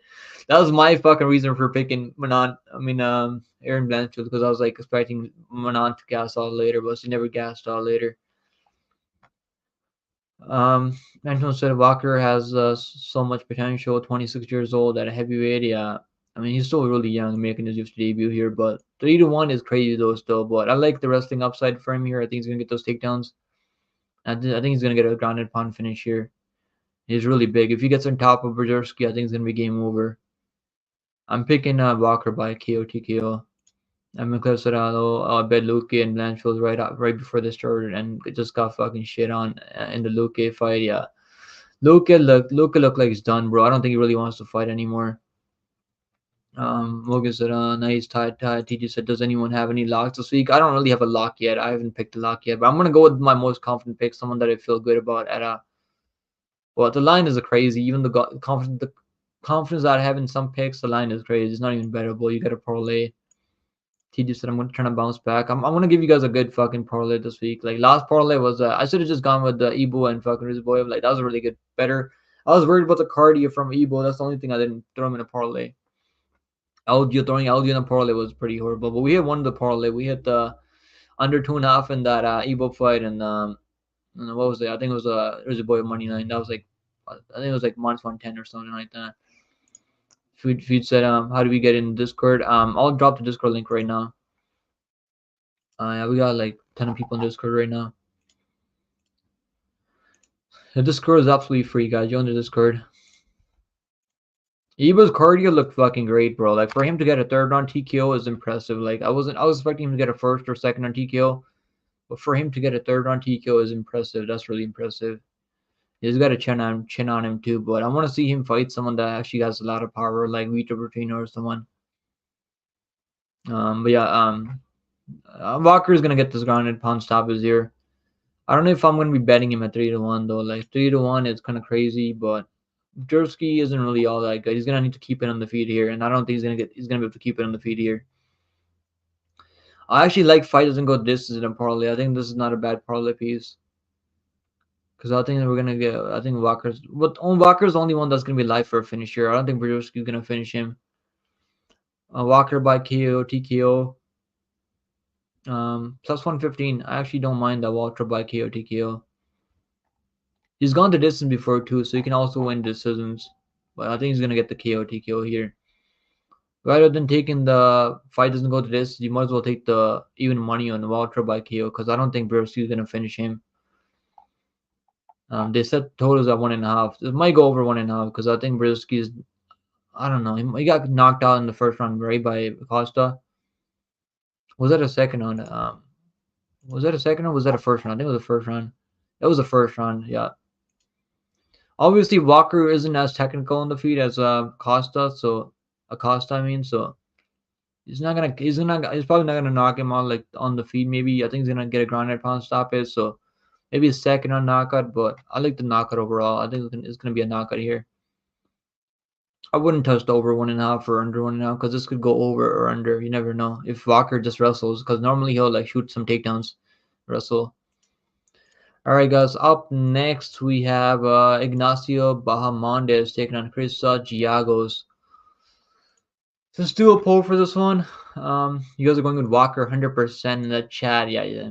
No, not even one person voting for Brzezowski. Let's go. Ignacio Bahamondes. Bahamondes trains with Bilal Muhammad, I think. And Giagos. Chris Josh Giagos. Giagos is really dangerous in the first round, so Bob Mondes he's gonna need to be careful in the early rounds. But Bob Mondes is gonna be the way better kickboxer at range. He's got the way better cardio too, and I'm going with Bob Mondes. I'm pretty confident Bob Mondes gets it done. I mean, that's why you see the line the way it is. But let's not forget, Chris Giagos has power, man. He clipped Daniel Huber in the first round. He had him rocked like crazy. Huber was able to recover, and eventually, so what happened in that fight? The reason Joe Huber got the submission. Joe Huber was my lock of the week, I think, in that one. That was a juicy lock of the week, to be honest. Because I think it was like a minus 225 or something. And I was really confident that Joe Huber was going to finish him in that one. So what happened in that one was Joe Huber clipped him in the second round, and then Giagos tried to take down and got subbed. He was really hurt and he was really gassed out. He was really tired. And he looked pretty good in the first round though. He does carry a ton of power in the early goings. The losses are not terrible. I mean, lost to Armin Sarukian, lost to Thiago Moises, lost to Johnny Joe Huber. His wins are honestly not that good, and his wins are not that good. Sean Soriano, Demir Hazovic. Yeah, I think Bob Mondes gets him. I think it's gonna be a club and substitution. I'm going with submission for Bob Mondes, so I think he's gonna hurt him on the feet, and then Jago's gonna shoot a takedown like he always does. He always shoots a takedown. That's why he's been subbed so many times. Been subbed 6 times, 4 times into the UFC level. Because when he's hurt on the feet, he'll shoot a fucking takedown, a desperate takedown, and get subbed. I'm going Bob Mondes by submission here. I think Bob Mondes gets a submission. He's gonna light him up on the feet with the striking, with the kickboxing skill set. I think Bob Mondes is gonna be good. It might be better to live bet him because I think Giagos can have some good moments in the early rounds. In the first round, I think he might clip him early. But Bob Mondes is gonna. I mean, Ludwig Klein was clipping, right? Ludwig Klein is actually more well-rounded than Giagos. In my opinion, has better cardio than Giagos. Yeah, Giagos is plus 270 and Bob Mondes is plus 320. Yeah, the odds are fucking juiced. Inside the distance for Bob Mondes, minus 140. I think it's gonna be inside the distance. I'm calling the inside the distance here for sure. I wish it was plus money, but I mean, the books know that Giagos goes out there, gets finished when he's losing. So I think Bob Mondes inside the distance is very likely. Fight doesn't go the distance, minus 280. Honestly, that's not terrible as a long, like maybe like a parlay for the parlay. Because I don't think this one's going to go the distance. Maybe take the under 2.5 when they open the under 2.5 because Giagos gets finished a ton in his losses. What's the knockout? Giagos by KO. What's the Giagos by KO in the early rounds? Because he's always dangerous in the first round. Giagos by KO plus 750. I don't see him knocking out Bob Mondes though. Bob Mondes by submission plus 500. Bob Mondes by KO plus 165. I think it's gonna be submission. I'm gonna call the submission for Bob Mondes club and sub. Plus 500 for Bob Mondes submission. I'm gonna sprinkle that. Honestly, not bad. I was expecting it to be like plus, maybe like plus 300 or plus 200. But I guess everyone's expecting him to go out there and knock out Giagos, right? But I think I'll be like club and sub. I think I'll be like club and sub or something like that. TG said I think Ignacio is better live bet than pre-bet. Yeah, I think if you're gonna bet the money line, you might as well take him live because I think Giagos can give him some problems early. But Giagos is a gasser, known gasser. TG said I think Giagos will win round 1 and then lose second and third. Yeah, I think he might like normally like he heard Joe Huber in the early round too. Hunter said a Ricky Glenn win is comparable to winning a title. Yeah. But Hunter said Bob Mondes is gonna smoke this dude bad, brutal chinning. Bob Mondes doesn't really have crazy KO power. Like when he's knocking people out, either with the spinning back wheel kick or like he did over who was that guy that he knocked out in the third round by a spinning wheel kick? It was a Roosevelt Roberts, yeah. Then he subbed Rong Zhu. Rong Zhu is also in the UFC now. Rong Zhu got signed to the UFC off a road to the UFC recently. Yeah, Rong Zhu's just got signed, and actually I think I bet on him. It was like live. I think minus 110 because he has like a lot of people are really high on this guy Haraguchi. So there's some money coming to Haraguchi. So I remember that fight. That was after that we had a pay-per-view card. I think during the same night. Maybe it was a UFC fight night. But yeah, that was I don't know if you guys watched that or to UFC, but Rong Zhu's also I think he's gonna be a problem in UFC. I think he's got 10 experience. He's got like fucking 24, 25 fights, and his losses are honestly. I'm really hyped to see how it does in UFC. Lost to Bob Mondes. Yeah, I think this guy's gonna be he's gonna be a problem in UFC too. Honestly, like John McDessie lost, like that was his debut, like, and he missed weight for that one too. Like McDessie sucks that McDessie got cut from the UFC, but yeah, McDessie is a tough veteran to fight in UFC debut. Lost to Ludwig Klein, who we know Ludwig Klein is legit. That's one of the reasons I was picking Nate to train. I was like, if you can sub a guy like Ludwig Klein, I think he might beat Emerson. That fucking worked out though. Win over Trey Ogdenov is honestly not looking bad anymore. Yeah, Bob Mondes by club and sub. I'm gonna go inside the distance minus 140. I like the inside the distance here. Bob Mondes. Yeah, Ricky Glenn. Yeah, the Ricky Glenn has got a decent skill set. Just got no chin though. And he said Bob Mondes trains with Bilal Muhammad. He's in good hands. Yeah. Like I said, Bob Mondes submission definitely will sprinkle this sharp breakdown brother. Yeah, I think submission is more likely because Giagos like I mean you can get a KO too. I get why the KO number is getting hammered by people, but the way Giagos like gets finished is more likely like he's gonna give up his neck when he's tired and when he's hurt out there. Like he'll like give up his neck like he did against Joe Huber. I think I picked Joe Huber by no, I picked Joe Huber by knockout because I was expecting a knockout in that one. But I had the inside the distance. I had Joe Huber in the parlay. Also, I had the spread on Joe Huber.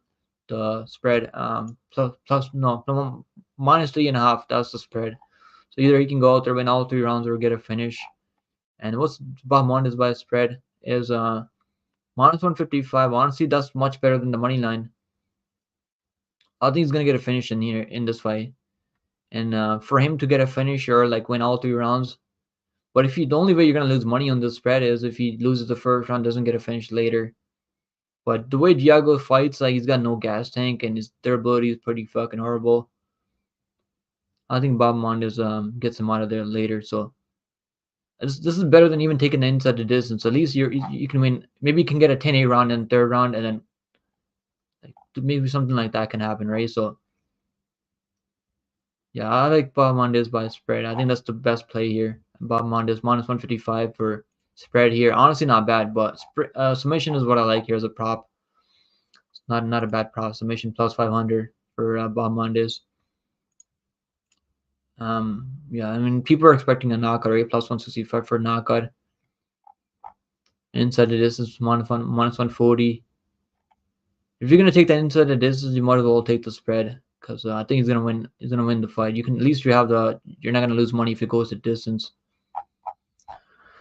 Up next, so I'm gonna go with Mondes by second on submission here. Up next, we have Morgan Charrier taking on PickemMMA. It's gonna be a fucking great matchup here, guys. Let's go. Let's do a poll before we talk about it. You guys are picking Bob Mondes at 85% in the chat. Yeah, Bob Mondes gets it done. Cliff said, "Do you like the under 2.5 in Bob Mondes?" Yeah, I think it goes under 2.5. Because Bob like Diago's gets subbed in the second out of ton of times, getting finished in the second most of the time. And it said, "Don't forget Bob Mondes hasn't finished yet in the UFC." Oh, you mean he hasn't been finished yet? Bob Mondes is tough. And he got knocked down by Ludwig Klein, right? I mean, Ludwig Klein was beating him up, kind of taking him down. But Bob Mondes is tough. Chauncey said, Bob Mondes is overrated. No, he's not overrated. He beat Trey Ogdenov. Yeah, I just call him Trey Ogdenov now. Logan said he is, but Diago's lost 10 pounds, brother. Yeah, Diago's like his gas tank, bro. He's got a decent skill set. Like, he's dangerous, but it's just gas tank is his fight IQ is very questionable. Yeah, Klein is really good, man. Klein is fucking good. I mean, Cliff said, do you think the Charlie Campbell and Trevor Peak fight goes under 1.5? Over plus 150. I mean, if Trevor Peak wins, it's gonna be by a late TKO, in my opinion. If Campbell wins, it's gonna be by like, I don't know if I see Campbell knocking him out. I wouldn't really bet the over in a Trevor Peak fight, to be honest, because the way Trevor Peak fight and Charlie fight, like I would never bet the over in those fights. But I think it goes over. But fuck, man, I'm not gonna bet that because it's gonna be a crazy fight. And he said I can't hate on Bob Mondes for that loss. Yeah, I mean, Klein is looking really good right now. Klein's on a win streak right now too. Like I said, I think Diago's can win a round by wrestling though. He's gonna need to wrestle non-stop, but he likes to strike. He likes throwing hands out there. Antoine said, "You all think Ignacio could make it to the top 5 by age 29?" I don't know about top 5, bro. There's some fucking killers in their top 5. I mean, if Ignacio Bahamondes, like if you fought like look at Ignacio Bahamondes, if you fought a guy like what's his name? Joe Alvarez, who's he fighting? Rebesky, like Rebesky fucking smokes Bahamondes, I think. I'm picking Rebesky over Alvarez too, but Rebesky's like 5'7", and he's fighting Alvarez is like fucking 6'2", 6'3". That's a tough matchup though, because I saw the line on him. Rebesky's like -3, -200. I'm not gonna bet Rebesky at -200 because Alvarez is a dangerous dude. He's longer, rangier, like yeah. If you fought like, there's a lot of killers outside the rankings too, bro. I don't know if he gets to the top 5.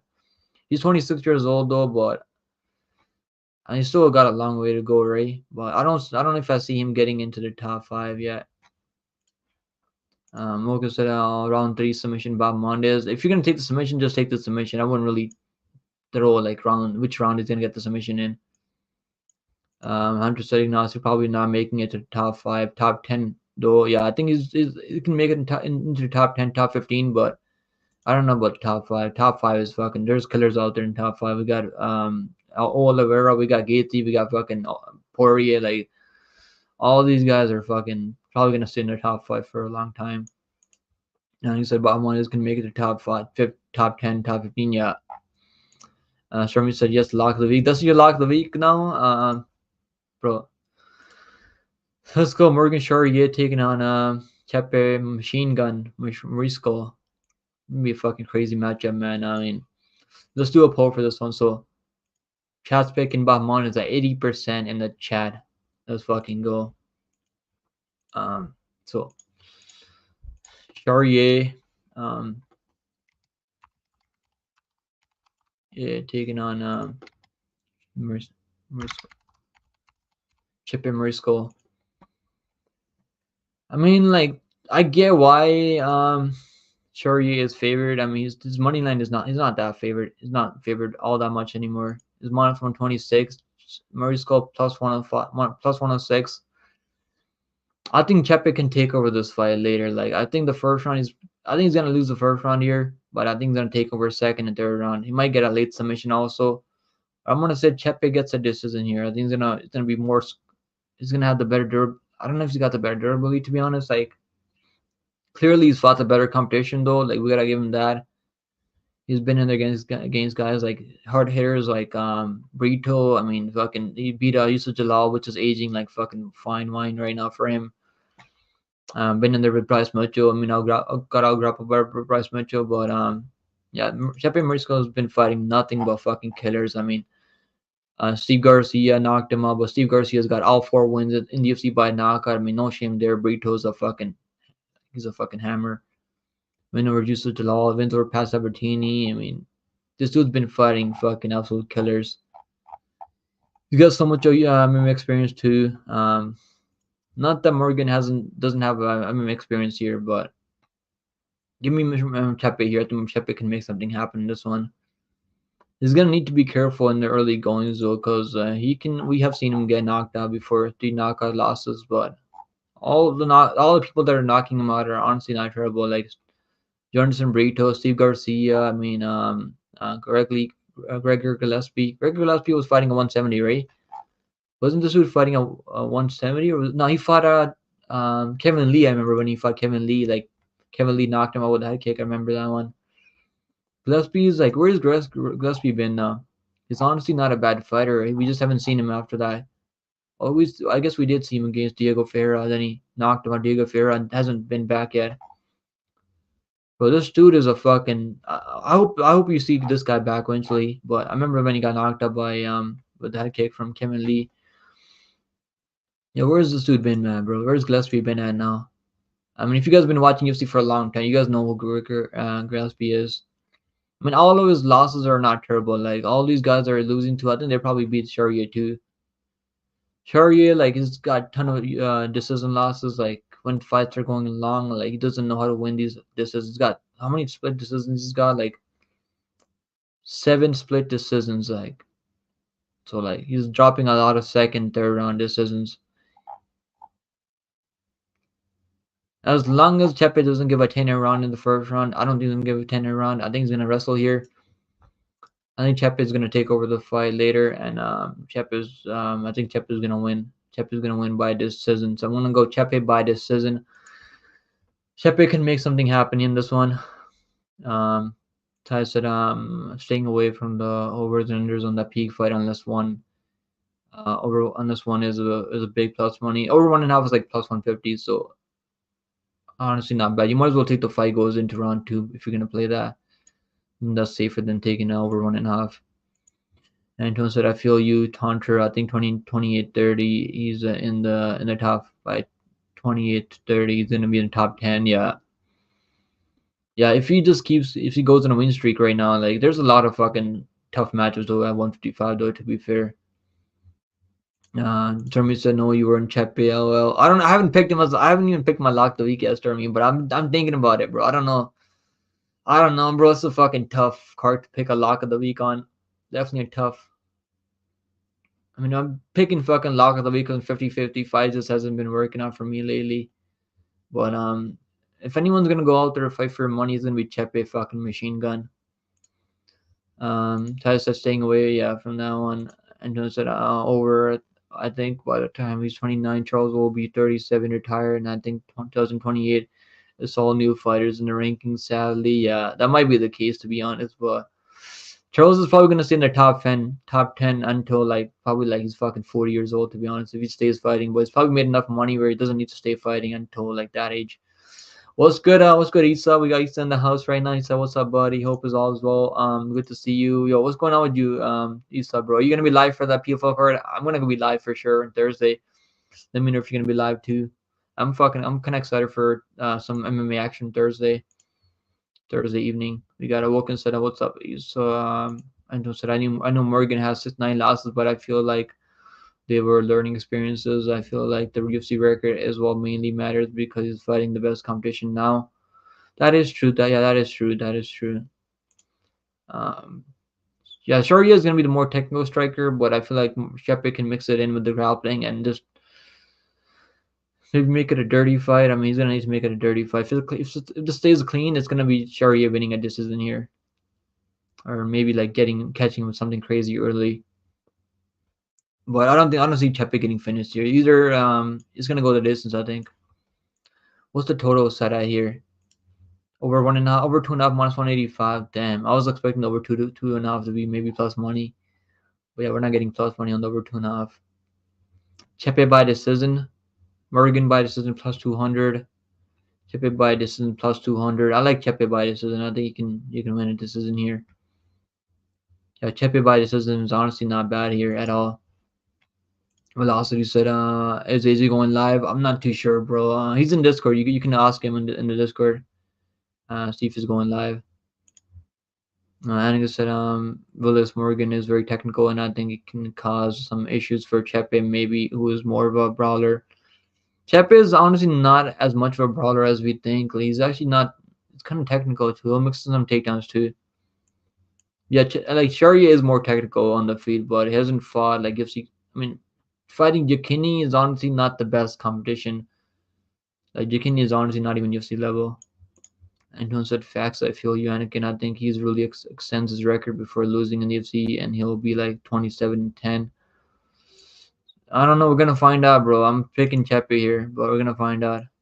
What's good, Mushroom MMA in the house right now, guys? Go check out Mushroom MMA, bro. It makes really good content. Does really knows the game from inside out.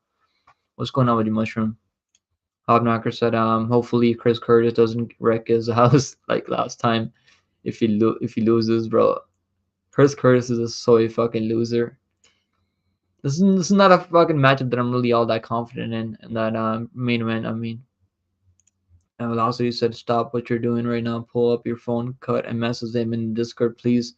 Bro, you got. I'm streaming right now. I can't message him right now, and I'm not even sure if he's not even that active on Discord either. Like, just message him right now on Discord. I'll drop the Discord link right now. I don't have his number, bro. I don't think I have his number. And like you can hit him up on Instagram, bro. Check his Instagram and message him. He's gonna be live. You're on Discord. You can message. He's in the Discord. Like I'll message him right now on Discord. I'll do it for you right now. MMA experts. He's offline right now, bro. I think he's offline. I mean, he was uploading the picks video for this card last night at like 3 a.m. in the morning. So I don't know if he's gonna be live tonight. Maybe he'll go live later. Moneyline Monday. They said Moneyline Monday is gonna be on tonight, right? So Moneyline Monday.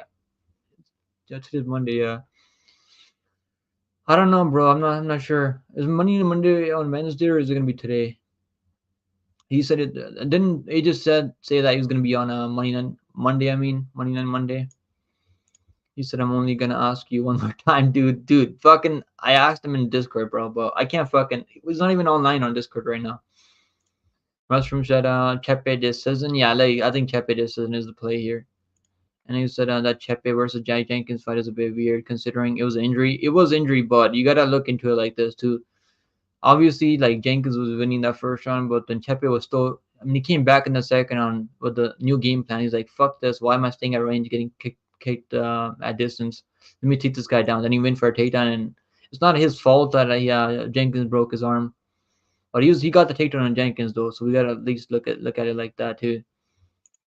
And he said, it's going to be a close fight. Yeah, I think it's gonna be a close fight. And I feel like Chepe can edge it out. I think it goes the distance. I think minus 160 goes the distance. I think Chepe is fucking tough. I don't see either one of these guys getting finished here.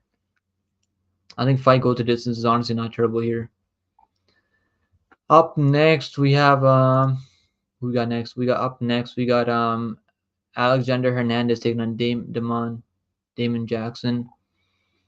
Fuck, man, I'm definitely not gonna. This is the fight I'll be staying far away from.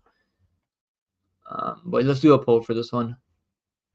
You guys are picking Chepe at 53% in the chat. Let's go Chepe Machine Gun. Gets it done. All right, so Hernandez. I mean, there's a lot of money coming to Hernandez when he fought Bill Algeo. Dude, you're getting fucking banned now, man. You're getting fucking banned. there he is. You can go make another account. Alright guys, so Jackson.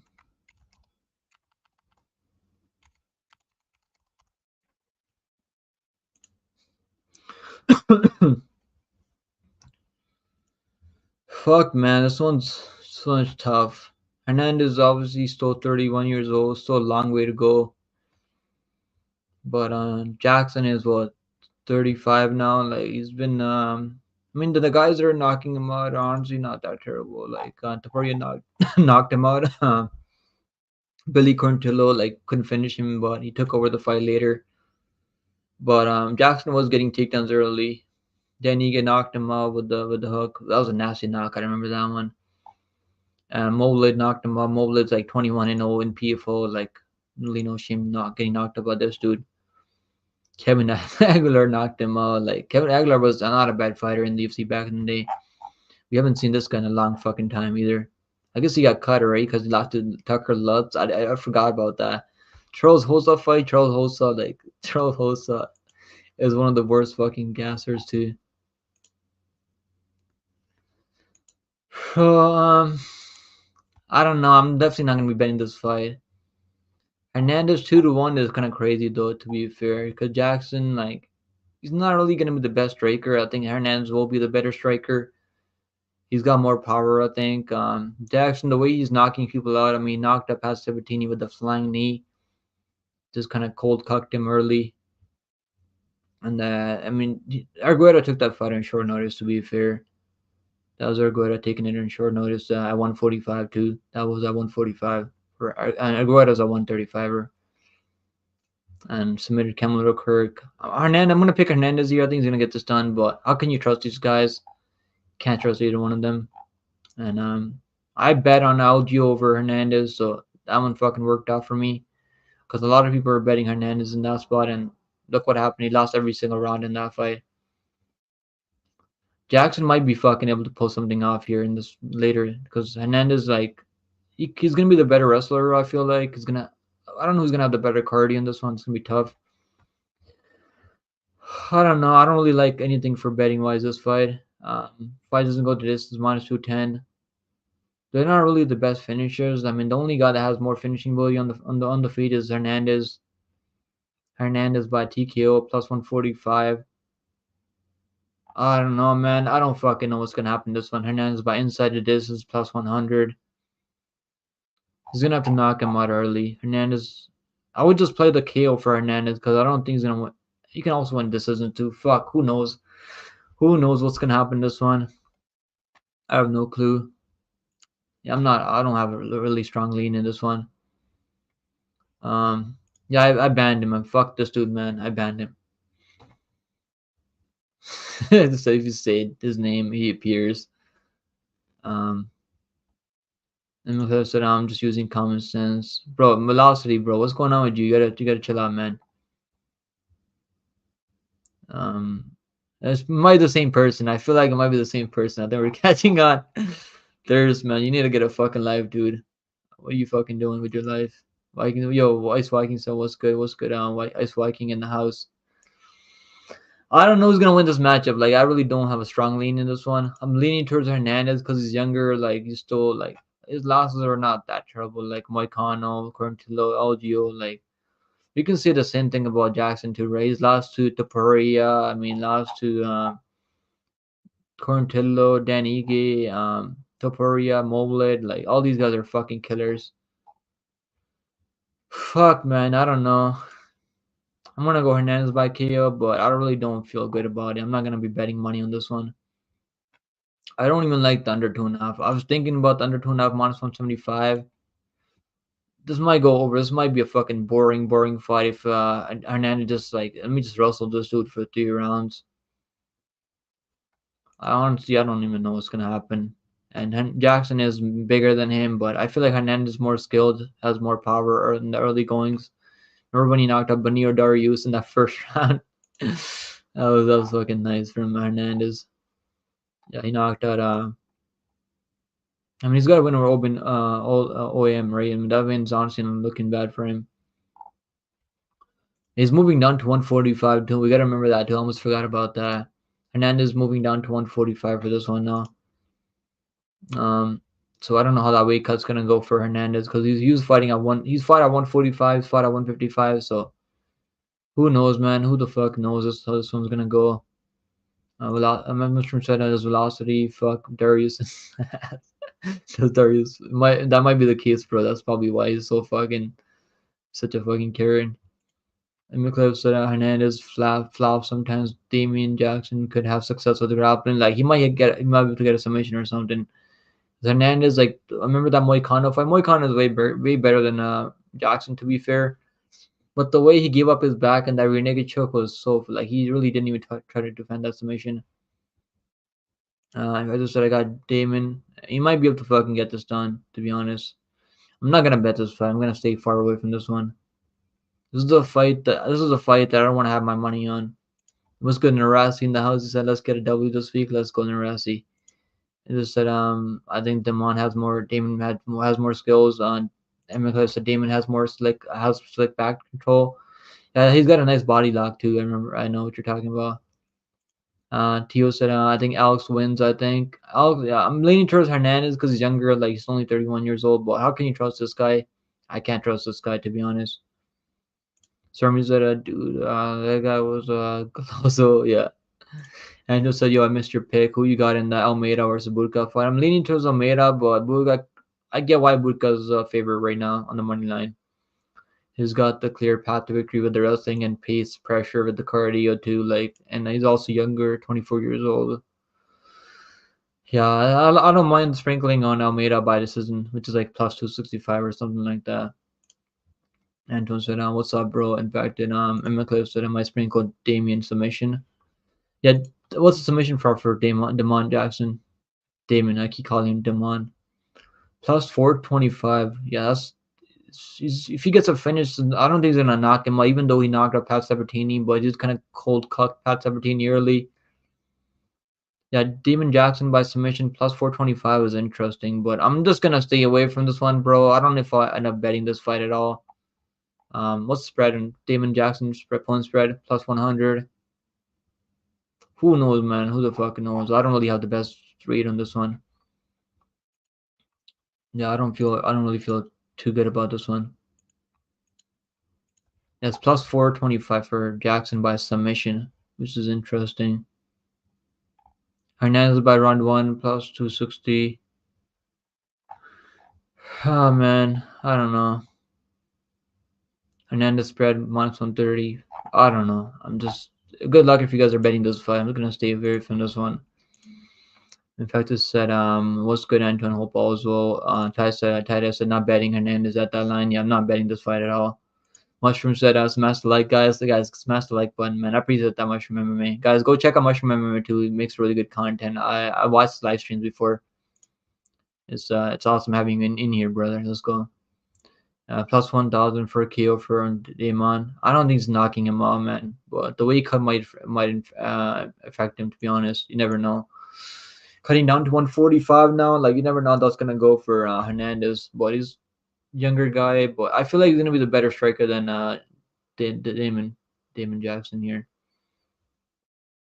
I mean, I don't blame you guys taking the dog here, but as a pick, I gotta go with Hernandez because I think he's the better wrestler and has more knockout finishing ability here, like by knockout. But who the fuck knows? You can't trust this guy at minus 200. I wouldn't even trust him at minus 130, to be honest.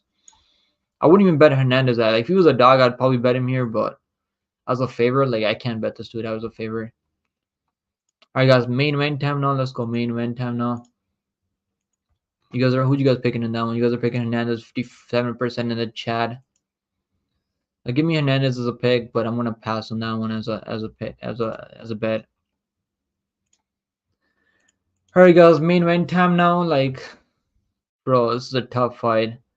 It's a rematch. Allen was supposed to be fighting Whitmore Vittori in this spot here, but Chris Curtis taking this on short notice. But he's always training. Chris Curtis is always training in the training camp. Out to train at Extreme Couture. Extreme Couture is 2-0 over Brandon Allen now. Strickland knocked out Allen. Chris Curtis knocked out Allen. I don't know, man. I don't know. Is Brandon Allen really made that many improvements that he's gonna go out there be able to get the wrestling going this time? He's gonna be able to get the takedowns this time. That Jacob McCoon fight, I mean, that fight could have gone either way. That was as personally I scored it for McCoon, but it was a really close fight. I think the reason that he won the fight was he was able to land McCoon on the feet. McCoon had like 7 takedowns in that fight, to be fair, so that fight was really close. And then he hasn't been fighting the best guys other than that. I mean, Krista Jocko, Andre Moniz, I mean, who's a jiu-jitsu nerd. Jocko is like not really he's an absolute decisionator. Bruno Silva, we know how terrible Bruno Silva looked out there against Weidman. Paul Craig, not really known for striking from a light heavyweight moving down to middleweight. He's fought some decent guys in LFA too. Tom Breeze is honestly not a bad loss. Tom Breeze fights in PFL now. He's looked pretty good. I actually bet on him as by submission on that PFL card. And Tom Breeze is honestly not bad. Tom Breeze, I think he went to split with Strickland too back in the day, if I remember. Was it him that went to split decision against? Was it Strickland or was it someone else? Maybe it was someone else. Yeah, it was him that went to split with Sean Strickland. I don't know, man. I don't know about this. I haven't made any bets on this fight yet, but I would play it like this. Maybe Chris Curtis by KO and then Allen by submission, but this might go the distance of I don't know. Fucking hell, man. Allen, like his striking has been looking better now recently. Like he was able to trade with Bruno Silva. Bruno Silva is not really as technical as Chris Curtis, to be fair. This is a tougher one. This is a tough one for sure. Banks said Allen is the more complete fighter, but I think Chris KOs him again. If he can't get the wrestling going, I don't know how it's gonna go. Chris Curtis might be able to catch him and hurt him on the feet because Chris Curtis has a fucking chin on him. He's tough. He's only been knocked out once by I think it was Ray Cooper in the PFO tournament back in the day. Ray Cooper has a ton of power, way more power than Brandon Allen, to be fair. And he said, let's go all in, Allen. I'm not gonna bet Allen at 2-1 here. Just gonna take a pass here. Maybe bet the over 1.5 because I think it goes. What's the total set at for this fight? Totals are set at Allen. Over 2.5. Damn, Robert. I'll probably take over 1.5 in a parlay because I think it goes over 1.5 this time. So I don't think Allen's gonna be careless out there. I think he's gonna take his time. When Allen was striking from distance, I mean, he was having success landing some nice head kicks, nice body kicks and stuff, but it's in the pocket where I'm worried about Allen. Like in the pocket, that's where Chris Curtis has got really nice body shots, really nice hooks up top. Like that's where I'm worried about. In the pocket, like he's a much better boxer. Chris Curtis is a much better boxer in the pocket.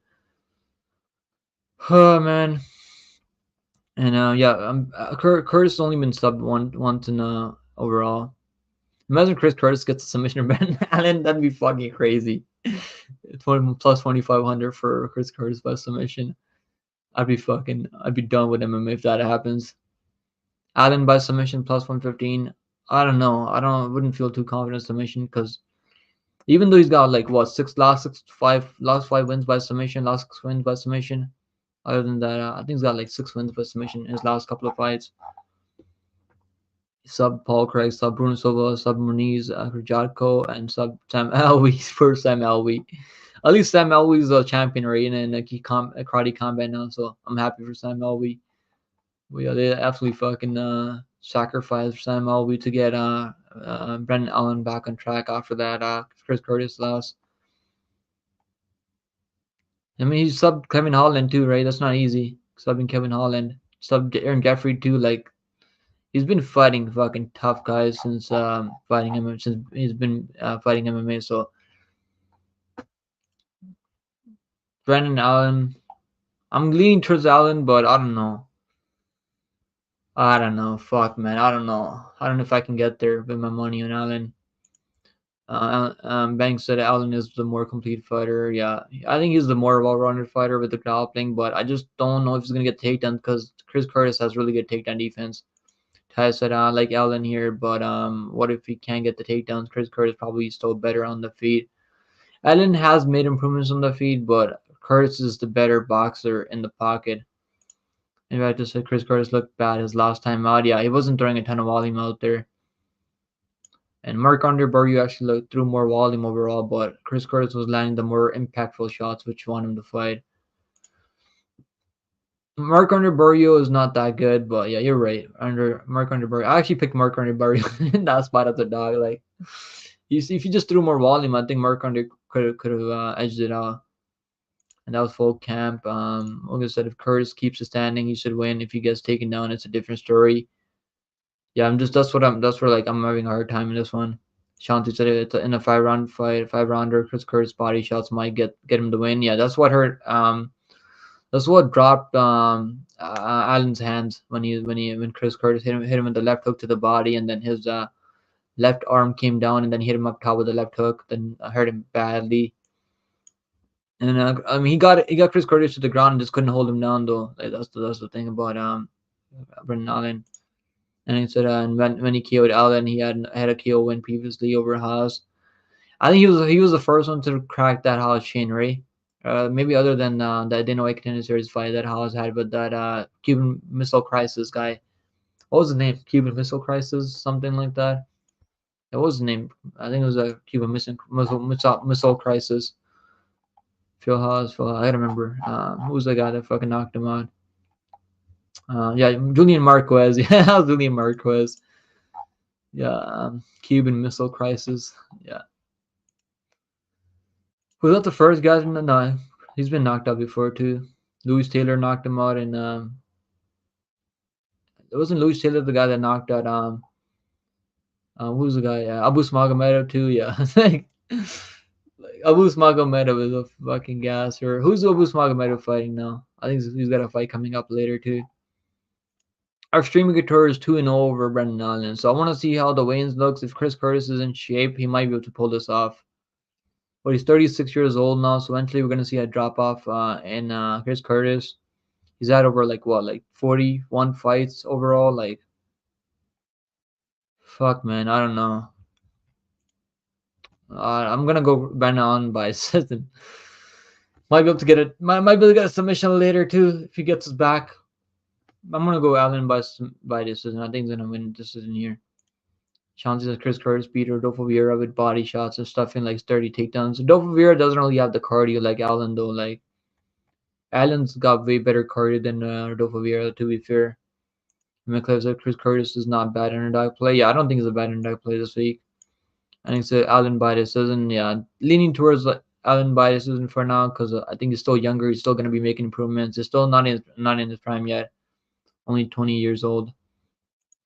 I think it's a 5 rounder. Yeah, as long like Allen's gonna need to be careful because he can get clipped anytime here and get fucking knocked out. Ice Viking said, could you see 10-8 for Hernandez in round 1? Then Jackson controls round 2 and 3 for a draw. Jackson doesn't really have the best cardio either. Like, he's not really known for his cardio either. Like, they're both of those guys. If anyone has better cardio, it's probably Hernandez, to be fair. But I don't know, bro. I'm gonna take a pass on this one. I've never really bet draw in my life. I've never bet a draw in my life, to be honest with you. And if I just said Allen has better grappling than Merck for sure, yeah, 100%. Like, Merck's not really known for his grappling; he's more known for his striking, volume striking. I had to say, what is the height difference? I mean, it's 6'2" to 6'5", 10. 75-inch reach to 75.5-inch reach for Chris Curtis. Chris Curtis has a half an inch reach advantage here. Allen's gonna need to be careful at range, though. That's where he's gonna be in trouble if he's in trouble in the pocket. He's gonna need to keep it on the outside and throw more kicks up the middle, throw more head kicks. Like, he was landing nice head kicks on Chris Curtis. But Allen doesn't really have crazy KO power on the feet, so Chris Curtis might not be worried about the KO at all. Might not be worried about getting knocked out and might just walk him down and just clip him and put him down and knock him out again. I mean, these guys know how to beat Allen, right? I mean, Strickland beat him too back in the day. Like, Strickland knocked him out. And who was that? Yeah, Ben Allen. Like, Extreme Couture is 2-0 over Allen. Like, Chris Curtis, like, Strickland beat him, knocked him on the second round. Chris Curtis knocked him on the second round, so they know how to beat this guy. Marvin Tori also trains Extreme Couture, doesn't he? Or does he train somewhere else? Because that's supposed to be his opponent here, Marvin Tori. Give me Allen by decision. I think Allen's gonna win decision here. Hey, let's do a potential parlay for this card. But it's a tough card to do a parlay on. Give me the over 2.5 in this one. I think this one goes over 2.5 rounds. Did you take Walker money line? He's making his debut. That's always tough. Bro, who else did we take? Morona money line. Give me Morona money line. I think we're gonna win. Over 2.5 in this one. I think this one goes over 2.5 rounds, but I mean, Aguero's gonna be live for a submission if he gets a takedown though. So let's do a safe parlay. So I like these two legs. I think these are pretty safe. I don't see a finish in the Almeida fight and Budka fight because I think Budka has a fucking chin on him. I've seen a bunch of his fights in LFA. Walker, what about Walker? Money in plus 170 for that D-leg parlay there. Let's do the over in this fight. But yeah, let's do the over in this one. Plus 266. I don't mind this 4-leg. I think this 4-leg can cash. But Walter Weiss, there's still a lot of unknowns for Walker making his debut. Minus 360 on the money line. Like fuck, you never know how that's gonna go. Yeah, 5-inch reach, inch height difference. Yeah, not too bad honestly. Sean said the problem with Allen is that he doesn't fight along. That's how you have to beat Chris Curtis. Yeah, he's gonna throw more kicks up the middle. I think that's the game plan that he needs here. If he can get those takedowns. Ty said Curtis not a bad dog. Parlay piece this one's. This one's a hard kind of leaning Allen still. McCleb said Allen still hasn't addressed his boxing defense. I don't think. Yeah, that's what I'm worried about in the pocket. Like he might get caught in the pocket. 5 rounds on short notice. You think his takedown defense is going to hold up? Look, he's got some of the best takedown defense at 185. Like you don't see, like he might get taken down. He's not really a guy that's going to be able to hold down on the ground. He's very physically strong. Julian Marquez, yeah, the Cuban Missile Crisis. I remember that even knocked him with the head kick, right? I think it was a head kick up against the fence on that Dana White Contender Series fight. Yeah, Chris Curtis has long fucking arms. It's crazy. Ty said probably the width of his torso. Yeah, Curtis is like built like a fucking brick house. Logan said the overs in the girls' fights, bro. Yeah, I think I like the overs in the girls' fights. This one is risky because Mullins, like he's got really good grounded pounds. He's shown finishing ability. Mullins, yes, he's shown some finishing ability in this one. Mullins, I think is gonna win, but women's MMA fight 3-1 is you might as well take Walker there if you're gonna take Mullins. I like this one. I mean, I don't mind this one. Morono over 2.5 in Budka, Almeida fight. Walker, if you take Walker out of this, plus 186 for that 3-leg. Honestly, not that terrible. Let's do the over in this one. Over in this one. Over in that randomly fight. And let's take Morono. I'm not even worried about Morono getting knocked out in this one. Plus 132 for that 3-leg parlay. I think that's fucking. It's gonna cash. Let's do the over in this one. When they open the 1.5 or 1.5, take the over 1.5. I think that's better. Plus 268 for this 4-leg. I like keeping parlays like 2-3 legs. Like 4 legs is kind of pushing it, but I think this one can cash. Plus 268. I like this one. I think Morona money line over 2.5 in Budka Almeida fight, and over 2.5 in the Calvillo Rodriguez, and over 2.5 in Randomine Dumont. Want to be safe? I mean, this is definitely way safer though. This 3-leg. Over 2.5 in those women's MMA fights and Morona money line. That's honestly not terrible for that 3-leg parlay plus 132. Yeah, the props. Let's go over some props that I like. This one, I think this goes a distance, to be honest. Budka by decision. I mean, if he implements the wrestling, he's gonna get a decision in this one. It's Almeida. I'm picking Almeida by decision plus 265. But Chepe by decision. I like Chepe by decision plus 200. But take the spread on Chepe. So minus 155. I really like that one. That's my favorite fucking play right here. Chip it by its point spread. Plus 3.5 here. Plus minus 155.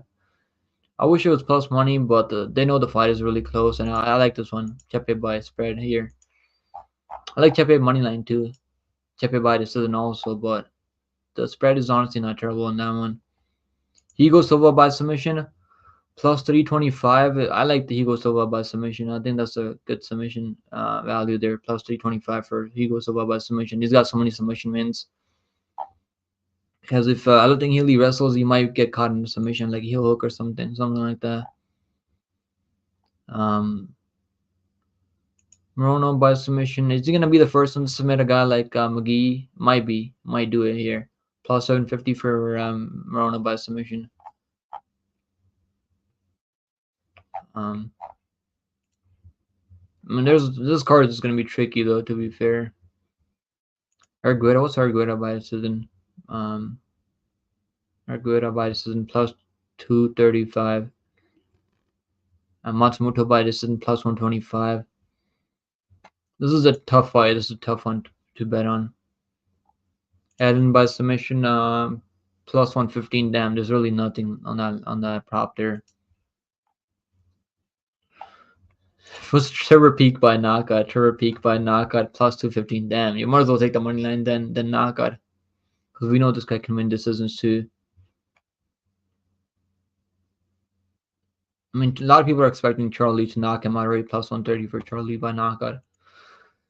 Just fuck, man. Who knows? Who knows how it's gonna go? Yeah, the smaller apex. I think that's gonna favor some of these some fighters in this one.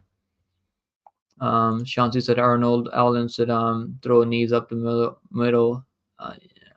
You mean Brandon Allen? You mean up the middle? I can see it land. Yeah, Arnold Allen's not fighting this week. Or I said they probably measure from the shoulder and armpits. Yo, what's up, 888? He said Pickem's still on. Yeah, I'm gonna be out of here soon though, guys. We've been here almost fucking 2.5 hours. We've been here over 2.5 hours.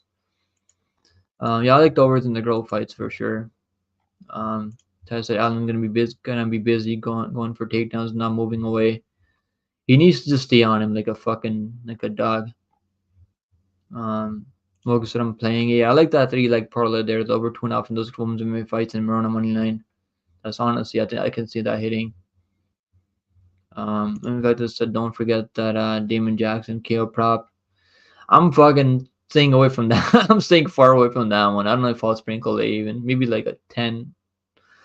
The way he's gonna knock people out is like flying knee, like he did against Pat Sabatini. Like I remember that fight. I mean, his brother passed away the same week, so he came in with something with the fucking chip on his shoulder. So Pat Sabatini was fucking cooked in that one.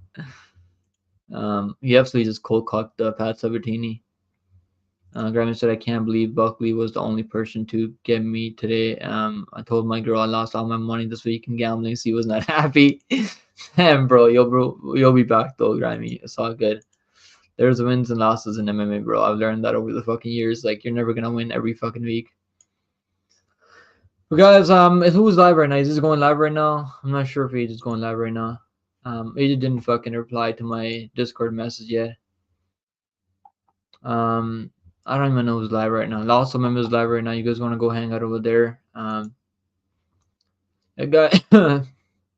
Guys, go hang out at Lawson MMA. Go support him. He's a hardcore MMA fan. He just went live like 6 minutes ago. So guys, I'll see you guys in the next one, man. I'm gonna be out of here. I'm fucking tired, man. Had a long day today, but yeah.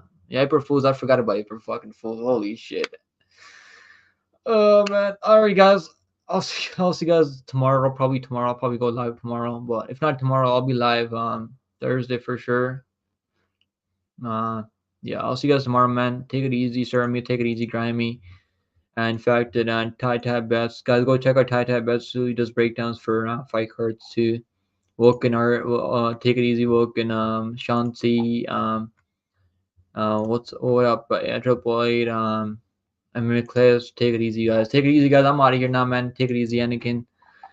Ice Viking. Yeah, guys, Sean, see. I'll see you guys in the next one, man. I'm fucking out of here, guys. We've been here. I was supposed to go live for like 1.5 hours, but we had a fun stream tonight, and I'll see you guys in the next one. Later, guys. Later.